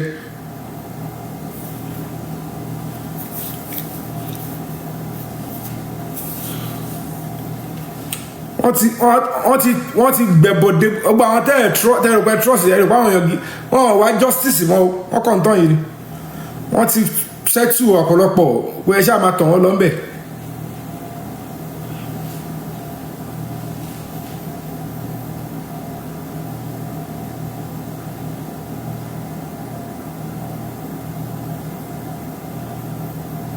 Bọ́ máa gbé jáde sí i.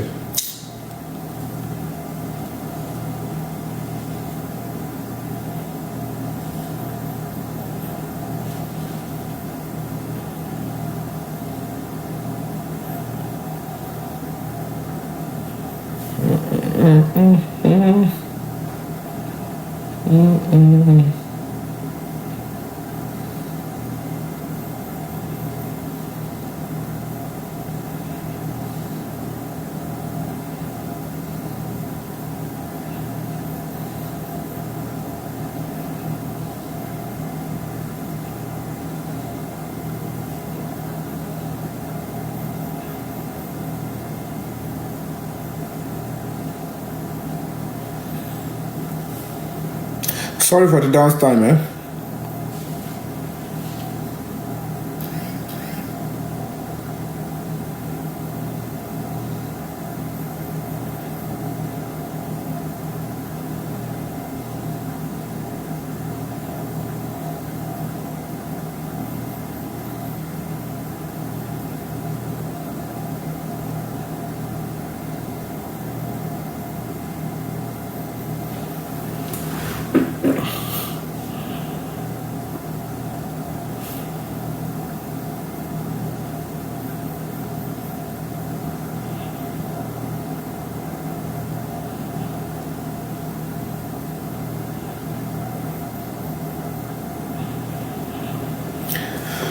Wow, classified stuff can be. I don't want to show you guys.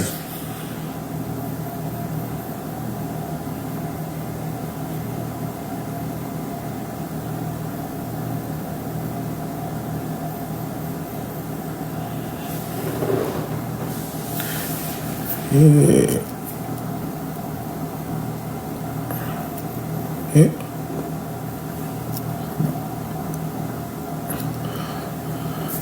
On flag you.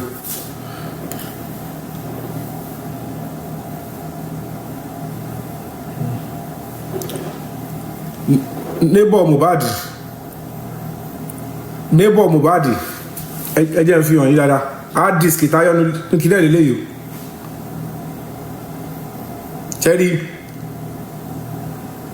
hard disk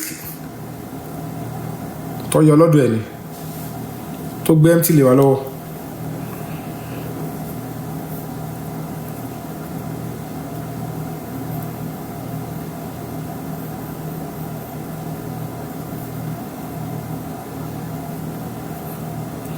Yes, ẹ ti rí tó máa fi sínú CCTV ni. This was the hard disk that he gave to us. Kò yẹ yín empty ló gbélé wa lọ́wọ́ lẹ́yìn ìgbà tí Bukky Jesse àti gbogbo wọn ti lọ threatening máa yẹn pa wọ́n ti ṣe gbogbo ẹ̀ tí bá ní kí n play ẹ̀ fún mi máa play ìgbà tí ọlọ́pàá fẹ́ wọnú ilé ẹ̀. Ẹ ṣáà rántí ìgbà tí mo play ẹ̀ngbà yẹn.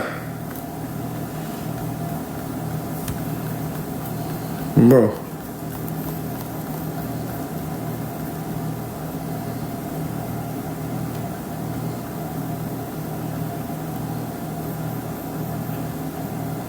Ẹ̀yàn wá omi sísè kó ní mo kàn fẹ́ máa gbá pọ́blíkì pẹ̀lú owó èlò. Àrífín yẹn pọ̀ gan o. Àrífín yẹn pọ̀ gbogbo ẹlòmíì àbílí pé cruise ni wọ́n àbílí pé àwọn ṣeré ni èèyàn máa fèsì irú nǹkan báyìí tó bá ń ṣe àwọn tó ń blọ́ọ̀kì yàn tó ń díyàn lọ́wọ́ long time ago. Invitation ẹ jẹ́ n gbé invitation èyí Tèmítọ́pẹ́ Badmus Ògúnkúnlé yìí tó òun náà yìí sákiri o òun náà ní invitation o ẹ jẹ́ n bá yín gbé invitation ẹ̀ síbí kẹrin. Ó ní invitation wọ́n yìí wá o ó ní kéèsì lè kọ́ọ̀tù o ẹ jẹ́ báyìí gbé síta kẹlẹ̀ rí.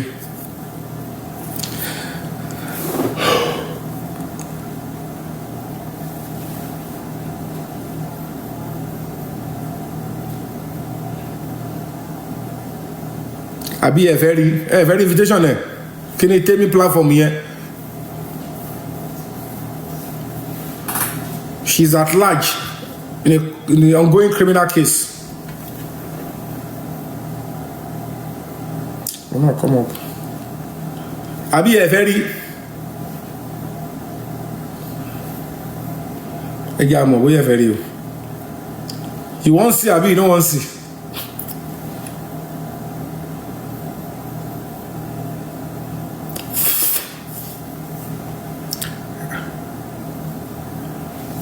Down. Say, and I want.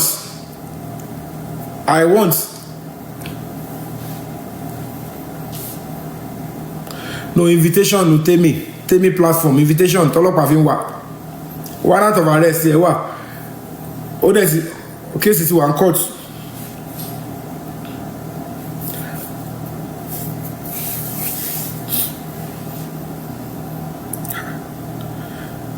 So begin it.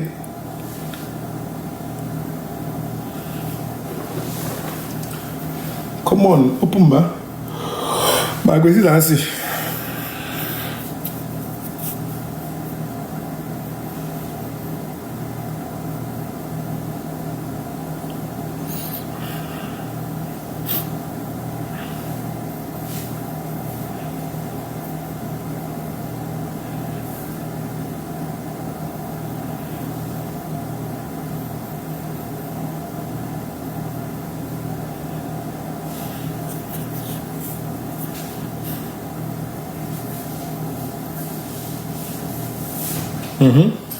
Òun àti Pythagoras yẹn ọwọ́ máa tẹ̀ wọ́n àti Monjololuwa is fine. I've said it, she wasn't detained, she wasn't tortured, she wasn't maltreated. So far so good. But you want parody because she's not willing to,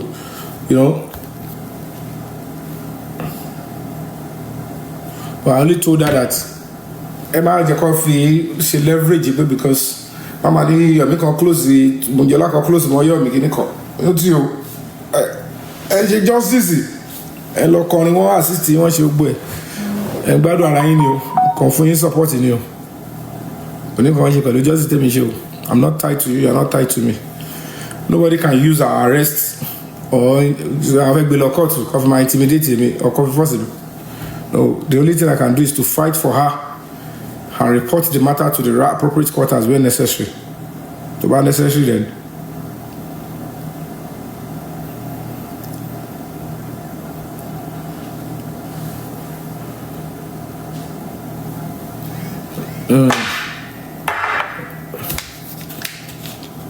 Bẹ́ẹ̀ ni ọ̀tọ̀ọ̀tọ̀ lọ́rọ̀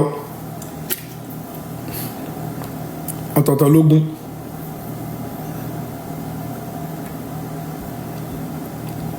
Àwọn àlò level kan wọlé bẹ́ẹ̀ yẹn pé kí o.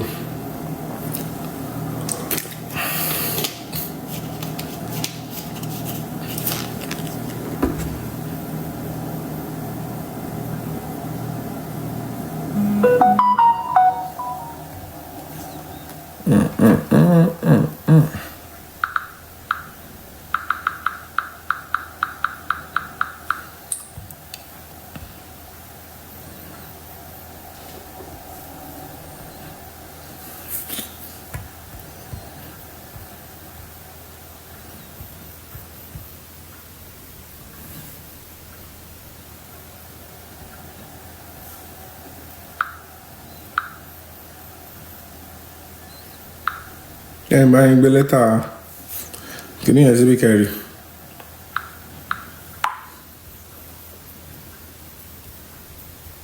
Ọwọ́ sì máa tẹ ogun wọn yẹn, wọ́n sá ni.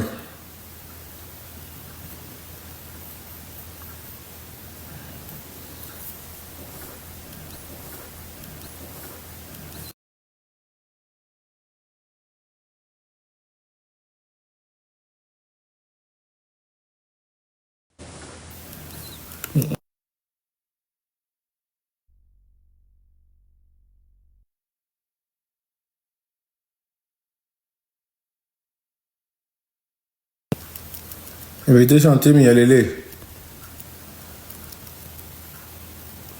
ọlọ́pàá wa ẹ ṣáà ti rí ti tẹ́mi yẹn nìyẹn ìran pè ní ẹgbàá ìsọkútù ọ̀wọ̀ ẹgbàá yẹtọ̀ wò ṣe mọ̀ pé èyí tó jẹ́ Wùmí wọ́n ti náwó gan yẹn l'Àbújá she is on bail so tẹ́mi yẹn ló kù sí kó gbára ẹ̀ dúró ẹgbàá tọ́lọ́pàá ti ń wá.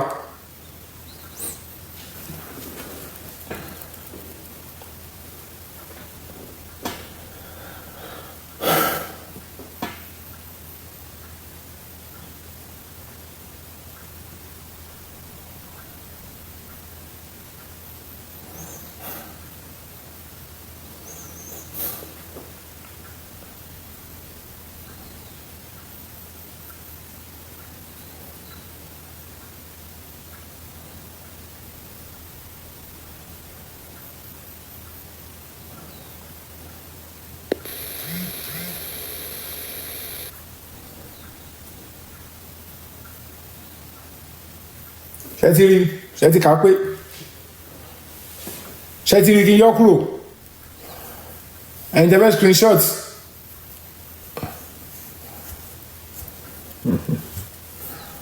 so ẹ bá mi send ẹ̀ sí kó mọ̀ pé ìyẹn ogún ọdún ni o ó ń kéyìn sókè lórí ọ̀rọ̀ Mojala ìwọ tó ṣe ní kéèsì wọ́n sọ pé kéèsì ẹ ti lọ èní ìsìn wọ́n àjọ ní kéèsì wọ́n ṣàn lọ agbára mẹ́rin náà kí n gbọ́ ìtìyàn ṣáfẹ́ lọ ẹ̀wọ̀n bẹ́ẹ̀ tí mọ̀ pé tóun bá ti lè ṣọ́hun sẹ́wọ̀n á jẹ́ kó lè jẹ́ kí ẹ̀wọ̀n yẹn sì fún Tẹ́mi àti Pythagoras àti kò ní bàjẹ́ yẹn àyíṣì láti wá lọ mú àwọn yẹn kò mí rẹ̀ ayé máa ti dààmú káàkiri kó wọn kọ́ gba statement pé ọlọ́kọ́ọ̀tì kádájọ́ rí wọn sójú efele ẹ̀ṣẹ̀ kan náà lọ́jọ́ ṣe so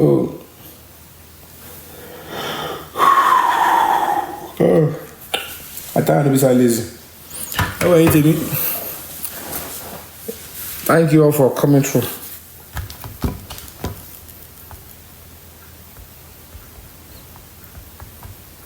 ìgbẹ̀yìn láláyò ń ta ìbẹ̀rù kì í ṣe oníṣẹ́ tó bá ń ṣe ẹni tó ṣe dópin we will fight to the end ó ṣe yẹn we will fight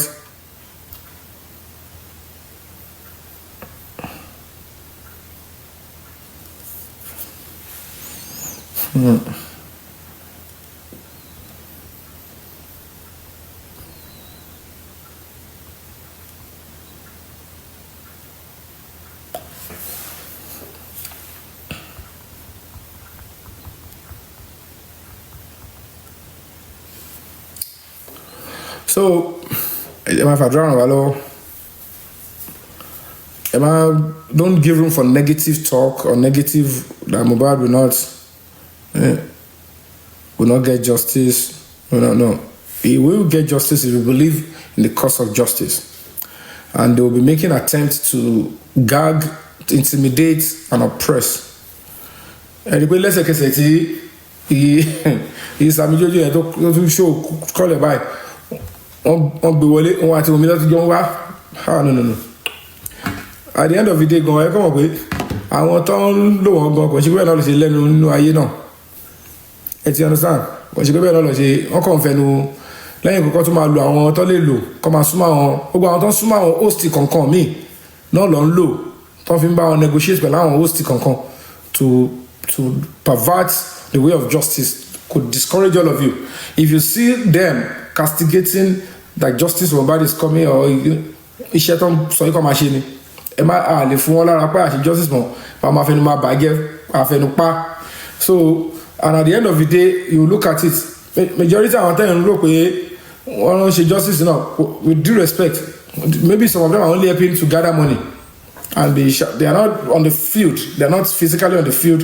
fighting for the justice ẹlòmídìí wo ni wò pé kí ló fẹ́ lọ máa wọn ò síbẹ̀ láti máa jẹun fẹ̀mí òun lẹ̀ so it's easy to describe and say well ẹ̀yin ò síbẹ̀ láti sọ pé kò sí justice the only thing you can do is to suffocate the project of funding but okay let me talk to people not to support my people not to support again and as God will have it tọ́lọ́ máa lóun ṣe tán ó mọ àwọn tó máa bá sọ̀rọ̀ tó máa help bí ta bá nídẹ̀ láti láti August last ẹ̀kọ́ ni àti òsì pé bóyá ń dáwó kan àbọ̀ṣe ọ̀kan, and the struggle is moving. We are on a particular course now and we are making progress, and very soon you will be seeing it. So kí ló wá sọ pé àwọn alágbára kan ṣe kiri, àwọn alágbára kan máa lọ settle. Tẹ́yìn náà tẹ́ bá ní case, tẹ́yìn náà ní agbára tẹ́ lẹ́nu, ẹ̀yin náà máa rìn sí case yẹn máa follow up, ojú máa ti, because ìjọba kọ́ ló pa Mohbad. Ká ní government ni is a state execution, lẹ́lẹ̀ sọ pé kò sí pọ̀ pé ẹ̀yin tẹ́ pa Mohbad náà ṣì ń bẹ ìjọba lọ́wọ́ ẹ̀ ni, ẹ̀yin tẹ́ dẹ̀ wá justice Mohbad ẹ̀yin náà ń bẹ ìjọba lọ́wọ́ ẹ̀. Ó níbì kan tó yẹ pé ẹ máa mú ẹ̀pọ̀n ìjọba dání tí wọ́n ní choice ọ̀gbẹ́ni àti try round we stop. So the only thing tí rú mi ẹ̀ tó wá ní ẹ̀pù tó lè ṣe é sì ni pé gbogbo àwọn tó bá sún ẹ máa lọ arrest wọn, ẹ máa intimidate wọn, and they will be celebrating their fury and persecution and oppression. Olùmọ̀jọ́lá yẹn sì kò commit offence kankan, but because this is Nigeria wọ́n á ní ẹ pè wọlé pẹ̀lú kìnìún kan ẹ máa yí ọmọ lọ́wọ́, and they will start threatening. Nígbà tí wọ́n kọ́ bá ti sọ pé kí lẹ́yìn wá justice fún, ṣé ẹ mọ̀ pé these are rogue, these are not police officers, they are criminals, doing business. Anybody that I fẹ́ intimidate, someone who will do it with police uniform. That's not the way to do it. That is not the kind of police I would never in my life appreciate or praise. Àwọn ọlọ́pàá yẹn máa gbèrú wọn ṣe pé ní ẹ máa bèṣù lọ́wọ́ ẹ máa bògùn lọ́wọ́ ẹ kó báyé wọn jẹ́ káyé ayé wọn bàjẹ́ tọmọtọmọ. Any police officer wey dey commit crime, wey dey use police uniform collect blood money to intimidate citizens that are fighting for justice, na to dey go to shrine beg Ogun, Shango, Oya to kill them, destroy their life and their pikin, make their pikin go school, make Ogun kill them. Na to speak truth to Ogun, except if this police officer no collect money, except if this police officer no know say this person na murder suspect, and you dey use police position wey you suppose to use am fight justice, except you dey use that position do justice. If you are doing the contrary to intimidate justice seekers, your pikin go dey die one by one for your head. You go get accident, you go get stroke, you go use that gun shoot your oga, you na go for operation, your colleague go shoot you.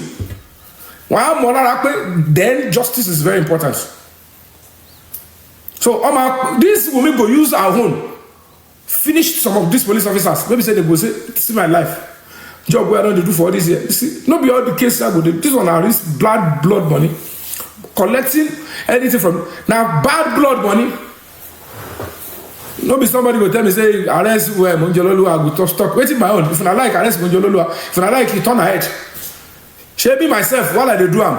Come any chance you want to arrest me. Share anybody don't want to life for one. So it's not because of activists must be willing to be arrested and stuff like that. Tobale bobe, tobale yadanu. Toba tu de pada. Oni mo si ban bob mi. Ti ma tu jáde padà. Eko du ma bo le àìmọye eko ti mo ti padà sílé. Oye yin, aye ma fi we report here, we don't fi we ti wa ni ìjọba ma ṣe gbẹ̀yìn. Mohbad ma rí justice to ma information lọ, but unfortunately àwọn dalẹ̀ ti pọ̀jù. Àwọn tẹ́ gbójú okòó lé òjẹ́ ni àgbà tó pọ̀jù, but you believe them more because you kò sí gbogbo pé wọ́n ti ń ṣe effort lórí justice Mohbad kò sí tó ní lọ́wọ́ nu, but yet ẹ ṣì máa wẹ́ni tó sọ pé owó kan ló ń wá ẹ̀yìn kan rọ́ọ̀kan ló ń pa ẹjọ́ gbọ́dọ̀ tí wọ́n fẹ́ sọ̀tọ̀ fún yín irọ́ ló ń pa. Mo lọ sí bọ́dà wọn ò rí mú, mo lọ sí command wọn mú, mo lọ sí àìsàn tí wọn mú, ó dára òkè l'Àbújá ó fa sàárẹ̀ ní lọ́bẹ̀ mo jẹ́ ìṣe parọ́ náà ni. Ẹ̀yin gangan ní kẹ́ ní problem ẹ̀ṣẹ̀ kara yín irú yín báyìí gbọ́dọ̀ wá justice kọ́nà àti ọ̀sí àwọn onípátákó àwọn ọjọ́ mi, because at the end of the day àbí àwọn olówó Libya irú pàǹtí yẹn òun náwó lórí justice for Mohbad, ẹ̀yin náà dẹ̀ tẹ̀lé pull out. Sọ fún Bíọ́dún Làwà báwo ló ṣe ní access Bíọ́dún Làwà, because at the end of the day all sort of lies and concussion gbogbo àwọn ọ̀rọ̀ játijàti kìíní kan ò sòótọ́. Ta ló wá sòótọ́ ẹ sọ ẹni tó wà lórí case Mohbad tó ti make the effort tó strong ju tèmi lọ tó ń sòótọ́. Ṣé ìyẹn kan tó wèdè tó ń tọ̀ yẹn pé òun lòún wà ní àwọn underground tó ti lu jìbìtì lọ dandan tó ń rí kankan mú jáde. You are the problem of this justice for Mohbad tell me you come and justice because you just look for gossip. Ẹ wo ló ń sọ ta ló ń bá tiẹ̀ jẹ́ àwọn yẹn ló ń sòótọ́. Ẹ sọ you can't fractalize justice movement, they don't do that. Àwọn ẹlẹ́ni tó tún ẹlòmíì tó ń ṣe platform tó fi support justice tó ń ṣe dá wọn á tún lọ kó sí lórí ẹlòmíì bí kó ṣàmà ṣègbè borùn ọkùnrin ní kó ṣàmà balẹ̀ jẹ́ chẹnu bọ́ọ̀lẹ̀ kiri láì ṣe mọ́ bá gbogbo nǹkan jẹ́ máa nǹkan tí ò sí mẹ́ you create a storm inside a cup teacup Yomi yẹn parọ́ Yomi yẹn ń wówó ni ẹ wo Ọlọ́run bá kó péré fún gbogbo wa ẹ̀yin ẹ ti fẹ́ ló bá gbogbo kíní ìjẹ́ jù tó yẹ ká ti rọ́nà lọ different cause ẹlòmíì tí ó wà intelligent á náà clever ẹ máa yẹ èèyàn lọ́wọ́ ẹ̀ gbogbo nǹkan tá à ń ṣe physically kọ́ lẹ́ máa mọ̀ it's too bad ẹ̀yin gbọ́ngàn lẹ́ bá justice fún Mohbad yẹn dé level tó dé ọlọ́pàá wa kọ́ làgídí pé kò jọ́ bí táwọn lọ là ń face tó bá ṣe tọ́ ní báwo kírù yẹn máa sọ̀rọ̀ irú láàárọ̀ yìí normally mi kì í gbọ́ ògbórùn kan bẹ́ẹ̀ but nítorí ọ̀rọ̀ ògbólúwa ọlọ́run wà bẹ́ẹ̀ nǹkan báyìí pé no let me go and let me just hear what he's saying nítorí pé mi gan ní ọlọ́wà mo kọ ọ̀rọ̀ ògbólúwa oh ok wà lọ́dọ̀ lórí ẹbí let me listen to am kan gbọ́ kọ́kọ́ irú tó bá ṣe pé justice movement yẹn gan irú kíní kan sọ̀ngbétọ̀ àbí kílẹ̀ irú yẹn ọmọ ẹ fi rẹ́dẹ̀ẹ́dẹ́ lára gan dìgí ni kọ́lọ̀ ń kó mi yọ ó yẹ kí n ti sọ pé mo give up mo kọ báyìí pé gbogbo àwọn kìíní temptation pé à ní lára ó máa sọ pé òun ṣe mọ́ kò ṣe ń fa pé no mathematically it is not over mo bá rí mi kò tiẹ̀ súnmọ́ rárá wọ́n sì mọ̀ pé my absence is why I have not because èmi ni petitioner on behalf of the public ọlọ́pàá ọkọ̀ lè máa bẹ́ káàkiri on my behalf ètò tàbí ètò lẹ́ni pé káàdì mo wà ń lé ní àti ṣe people that will do it ẹ ṣáà máa wòran bọ̀ oye ibi tí kéèsì bá dé dúró àwọn tó wà ń bẹ̀ àbí tó wà ọ̀ nígbà gbà tó máa change gbogbo ẹ̀ so nígbà tí nọ́mbà bá wà wọ́n sì ẹ̀ tún gbọ́ pé wọ́n tún ti bẹ̀rẹ̀ sí kó wọn so Yomi yóò parọ́ but problem tó wà bẹ́ẹ̀ ni pé tó bá dé stage yẹn sìn àwọn kan tún yọ jáde àwọn làwọn ṣe lọ ẹ̀tú dàgbọ́ ẹ̀rù ohun tó ṣe tẹ̀yìn kọ́kọ́ robi lójú pé do we take some serious step again because àwọn àtúnṣe ń sìn right because tó bá ti lè gbọ́ little information báyìí bọ́ ṣe fẹ́ ajá kí ẹ̀ lọ́mọ wa àwa la ní èrò àwa la ń dáwó fún tó bá ti ṣe tiwa a máa bàjẹ́ ohun tó wà lọ́rọ̀ tó bá dé level yìí nìyẹn ọkà jìgbà lọ́wọ́ ẹ̀ everybody mọ ọgbọ́n tó ń dá pé just to destroy and take everything lẹ́yìn kọ́lẹ̀ wà bẹ́ẹ̀ láti ayé mẹ́túsẹ̀là lẹ́yìn kọ́lẹ̀ bẹ̀rẹ̀ lórí TikTok kò sí tó ṣáájú mi bẹ̀rẹ̀ justice Mohbad because when it started we started well on Instagram Ìyábọ̀ Òjó ṣáájú mi bẹ̀rẹ̀ ó dẹ̀ lójú tó máa wò Ìyábọ̀ Òjó tó máa sọ pé ká ní Ìyábọ̀ kò drop ni ó lójú tó máa sọ pé kí ni ti Ìyábọ̀ Òjó ni justice Mohbad ká ní pé kò ṣe pé mẹ́sàn òun ò dẹ̀ ní rí èmi kó sọ pé nínú justice Mohbad ni wọ́n you know, it was when you started I saw what you were doing and I joined it. But so ladies and gentlemen, I've entertained you guys enough with updates and to clear the air. You know, seeing gbogbo league or any fund that is here is support what is doing. There are some certain things I want to do. Me, but as also the platform. No, I know my matrons and patrons. I want to share that send Yomi, don't support. As I'm saying, I will contact them. How they reason in the and shake about you. They will support, and we are moving forward. So we want to move away. Ofe munda mola ko sọ fún wa. Àwọn kabadawo yẹn, ó ti yọ wá kúrò. Me, you anybody kúrò. But because some of the hosts meet our funny leverage, they are double agents. To matter for host to host to matter we trust. So much for information, I can't control who they share it with. And then some of it goes with same disrespect. Same people don't share but you none of my log before I want to know to stage I want to my insulting me, they start insulting you, calling you liar. It's quite nauseating. tó bá ṣe tó ní irú pàǹtí irú ọkọ̀ orú yẹn báyìí pé irú àwọn èèyàn ò lélẹ̀ ẹ bá wo òyìnbó burúkú tó ń sọ láàárọ̀ yẹn òyìnbó tó ń fún yàn malaria mo ní kí ni gbogbo ìrọ̀ bí mo ti kí ni mo kóra mi sí báyìí wọ́lọ́ tó bá tẹ̀ yẹ kó mo ti ẹ̀ṣẹ̀ ní sọ́lọ́run kò lè dáríjì mi tẹ́ wá dá mi sí gbogbo orú nǹkan báyìí tẹ́ dá irú àwọn nǹkan báyìí pàǹtí báyìí sí mi lágbàdá ọmọ tí wọn bá ń ṣe ẹwà tó bá ń ṣàdọ̀tí inú ẹwà yẹn bẹ́ẹ̀ ni gẹ́yìn ṣe rí kí a máa kórú yẹn mú oúnjẹ ẹ wo lọ́wọ́ bá kó ṣàgbà yẹn bẹ́ẹ̀ àtó bọ́ ń bẹ̀ olúkálùkù á padà sí kìsìkìní ẹ̀ So thank you all for coming through. Thank you.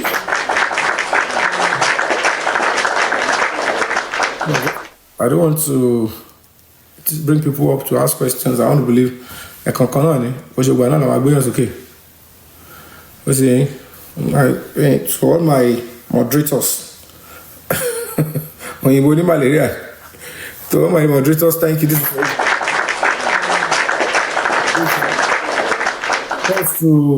To all the senators, Break the Silence Foundation, the senators and activists of a human rights organization, thank you all. This is for you guys.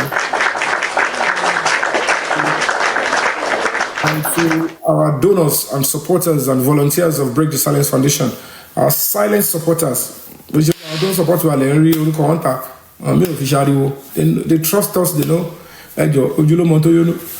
So my jókòó sí orí justice for bad lórí TikTok màá ní mo fẹ́ máa deceive public for the ọdún méjì láti 2024 ọlọ́mọ ìkórè burúkú tẹ̀ kó wá ṣe yàn so ìyẹn náà ni màá gbé dọ́wọ́ màá dẹ̀ wọ́n pè mí lólè láti 2024 màá dẹ̀ máa takú ẹ jẹ́ àmà yẹra wa wo ẹ láìkì Yomi ẹ láìkì ẹ tí èèyàn ṣe yìí ojú lásán ṣe ṣe ẹni tó bá sọ lórí gan òtí ẹ lè fèsì gbogbo àwọn nǹkan tí èèyàn fèsì oyin ẹ méjì náà mò ń jó lórí wa ti lọ sí alágbọ̀nsìn lórí mo kú o méjì fẹ́ bọ́ you now see tó bá gbẹ́ ti fi ṣe èyẹ lẹ́ẹ̀kan mo ní tó bá gbẹ́ ti fi ṣe èyẹ lẹ́ẹ̀kan ẹ ti wọn ní rúṣàbí jójó yẹn tó bá ń ṣe nǹkan tó dé nípa wò rúṣàbí jójó yẹn á fèsì bẹ́ẹ̀ náà ni lára ọmọdé ayé náà ṣe lẹ́nu gbà yẹn nígbà tó dá lágbọ́n yẹn tí mo débẹ̀ tó ṣe gbogbo àwọn ọlọ́pàá tó yẹ kí ló ṣẹlẹ̀ kí lẹ́ẹ̀ bá mi sọ eléyìí mo sọ gbọ́ ẹ̀ mo ní mi ò gbà ó mo ti wá ó ti kọ wèrè tó fẹ́ kọ wá mo ti respond padà.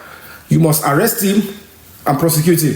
Mr. Well, àwọn guy on bẹ̀rẹ̀ sí máa bẹ̀rẹ̀ mo control àwọn gbà tó dé láti zone 2 ọlá àpáwọn yẹn lọ ṣe mistake ni ẹnu ọ̀nà bẹ́ẹ̀ lọ́ba ti gbé mo ní kọ́ bá wọlé wọ́n wọlé gan ó bẹ̀rẹ̀ sí gbọ̀n òye ń kọ́ ni bó ṣe ń fẹ́ lọ ọ̀nà where is the toilet ọ̀nà ọ́fíìsì ọ̀gá ló fẹ́ Mr. Man where are you going ó ń gbọ̀n ni tó ń yọ fóòmù lẹ́nu ẹ máa ṣe wèrè lórí social media Yomi yẹn tá bá mú èkó dùn máa bọ̀ nílé èkó ìwèrè mú lónù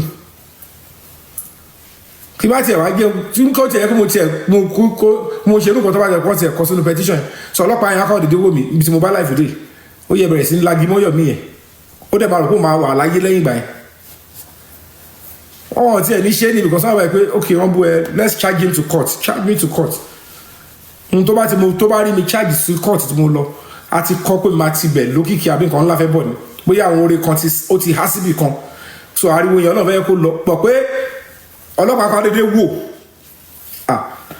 mo mọ tí mo sọ mi ìfẹ́ fi wẹ́nu sọ̀rọ̀ ni o kọ́ ọ lè kọ̀ dédé jí sọ pé yá ẹgbẹ́ Yomi yẹn kọ́ no so mi lè sá fún any police station kò bá jẹ mo ti face commissioner of police mo ti face àwọn tó head AO command màá sá fún ọlọ́pàá tó yẹ pé kò gba ṣẹ́ńjì lọ́wọ́ mi bóyá àwọn wèrè tọ́jọ́ ń ṣe wèrè tọ́jọ́ ń owó ẹ̀jẹ̀ lọ́wọ́ wọ́n sẹ̀dẹ̀ sáwọn ọlọ́pàá kó yá ẹ bá aṣàkárà omi yẹn màá máa sá fún àwọn yẹn tí mo mọ̀ pé kò sí ohun tó fẹ́ ṣe tí ò lè ká nǹkan burúkú bá àwọn yẹn lọ́wọ́ small prayer lásán ò gbọ́dọ̀ sọ pé ẹ bá mi bẹ nǹkan báyìí o tó lóòótọ́ ló sọ máa wà débẹ̀ bàbá lọ́wọ́ wọn no kò sí báyìí fẹ́ ṣe.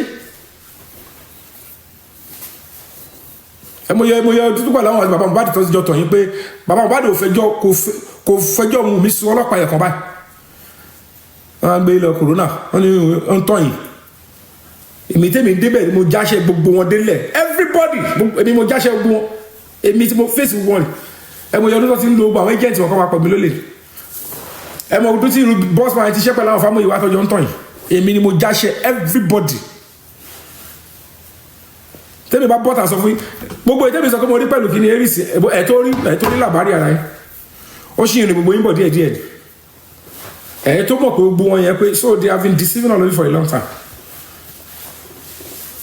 pariwo Yomi yẹn wọ́n máa gbé bí ẹni tó ti kí bọ̀lì tó ti gíràn bí ẹni tó ti hamọ́ fúrọ̀ Yomi yẹn wọ́n máa gbé olóògbé kó fi tọ̀ mí gbà yẹn Odogwu of J4M àṣepáńpẹ́ ayé ni kánú lóye tẹ́lọ̀ wà ń tó sí súrà àwọn yẹn wà ti làbó lẹ́fọ́ lóye pé Odogwu of ajẹṣẹ́ mi èmi náà ti rọ́ọ̀lù àti mo ti wọ páńpẹ́ ni Odogwu kọ́ Odóbò ni ṣé mi jẹ́ Odóbùsì Odogwu of kí lẹ́yìn ṣé ẹ̀sìn lórí bẹ́ẹ̀dì tẹ́ fi máa King White sọ̀rọ̀ jọ ṣe fídíò kọ̀ tẹ́yìn wà lórí bẹ́ẹ̀dì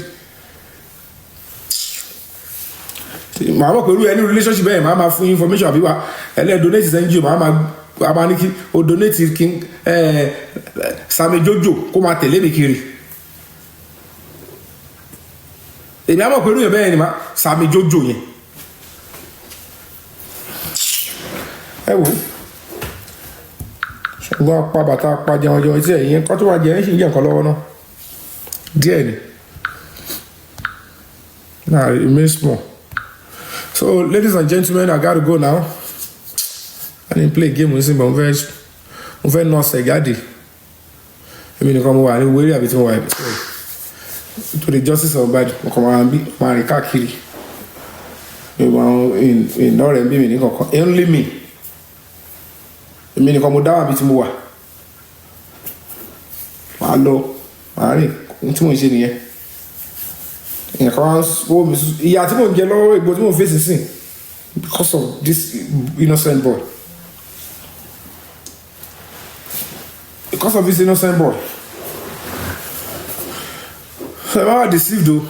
The current Inspector General of Police, Koti were weird, fooling by Romobado. When he get the right information and everything, he will give the right stuff. So, I'm for Kobale.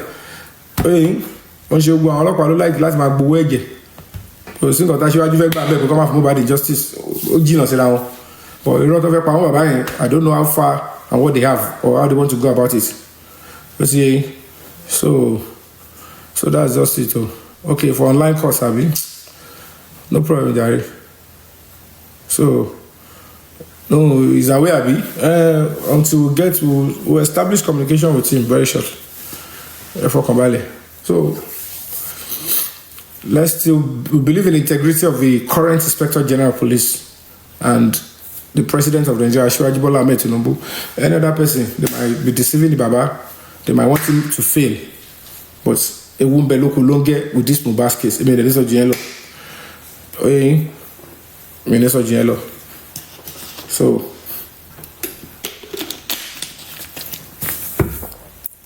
thank you. Uncle, you're going to marry me. Ma told me down family. Don't worry. Come and play my groom dowry. Nice beauty. Thank you for your love. I'll come and marry you. No problem. If you are in Nigeria, no lele. All right, ladies and gentlemen, I got to go now. I appreciate you all. Thank you.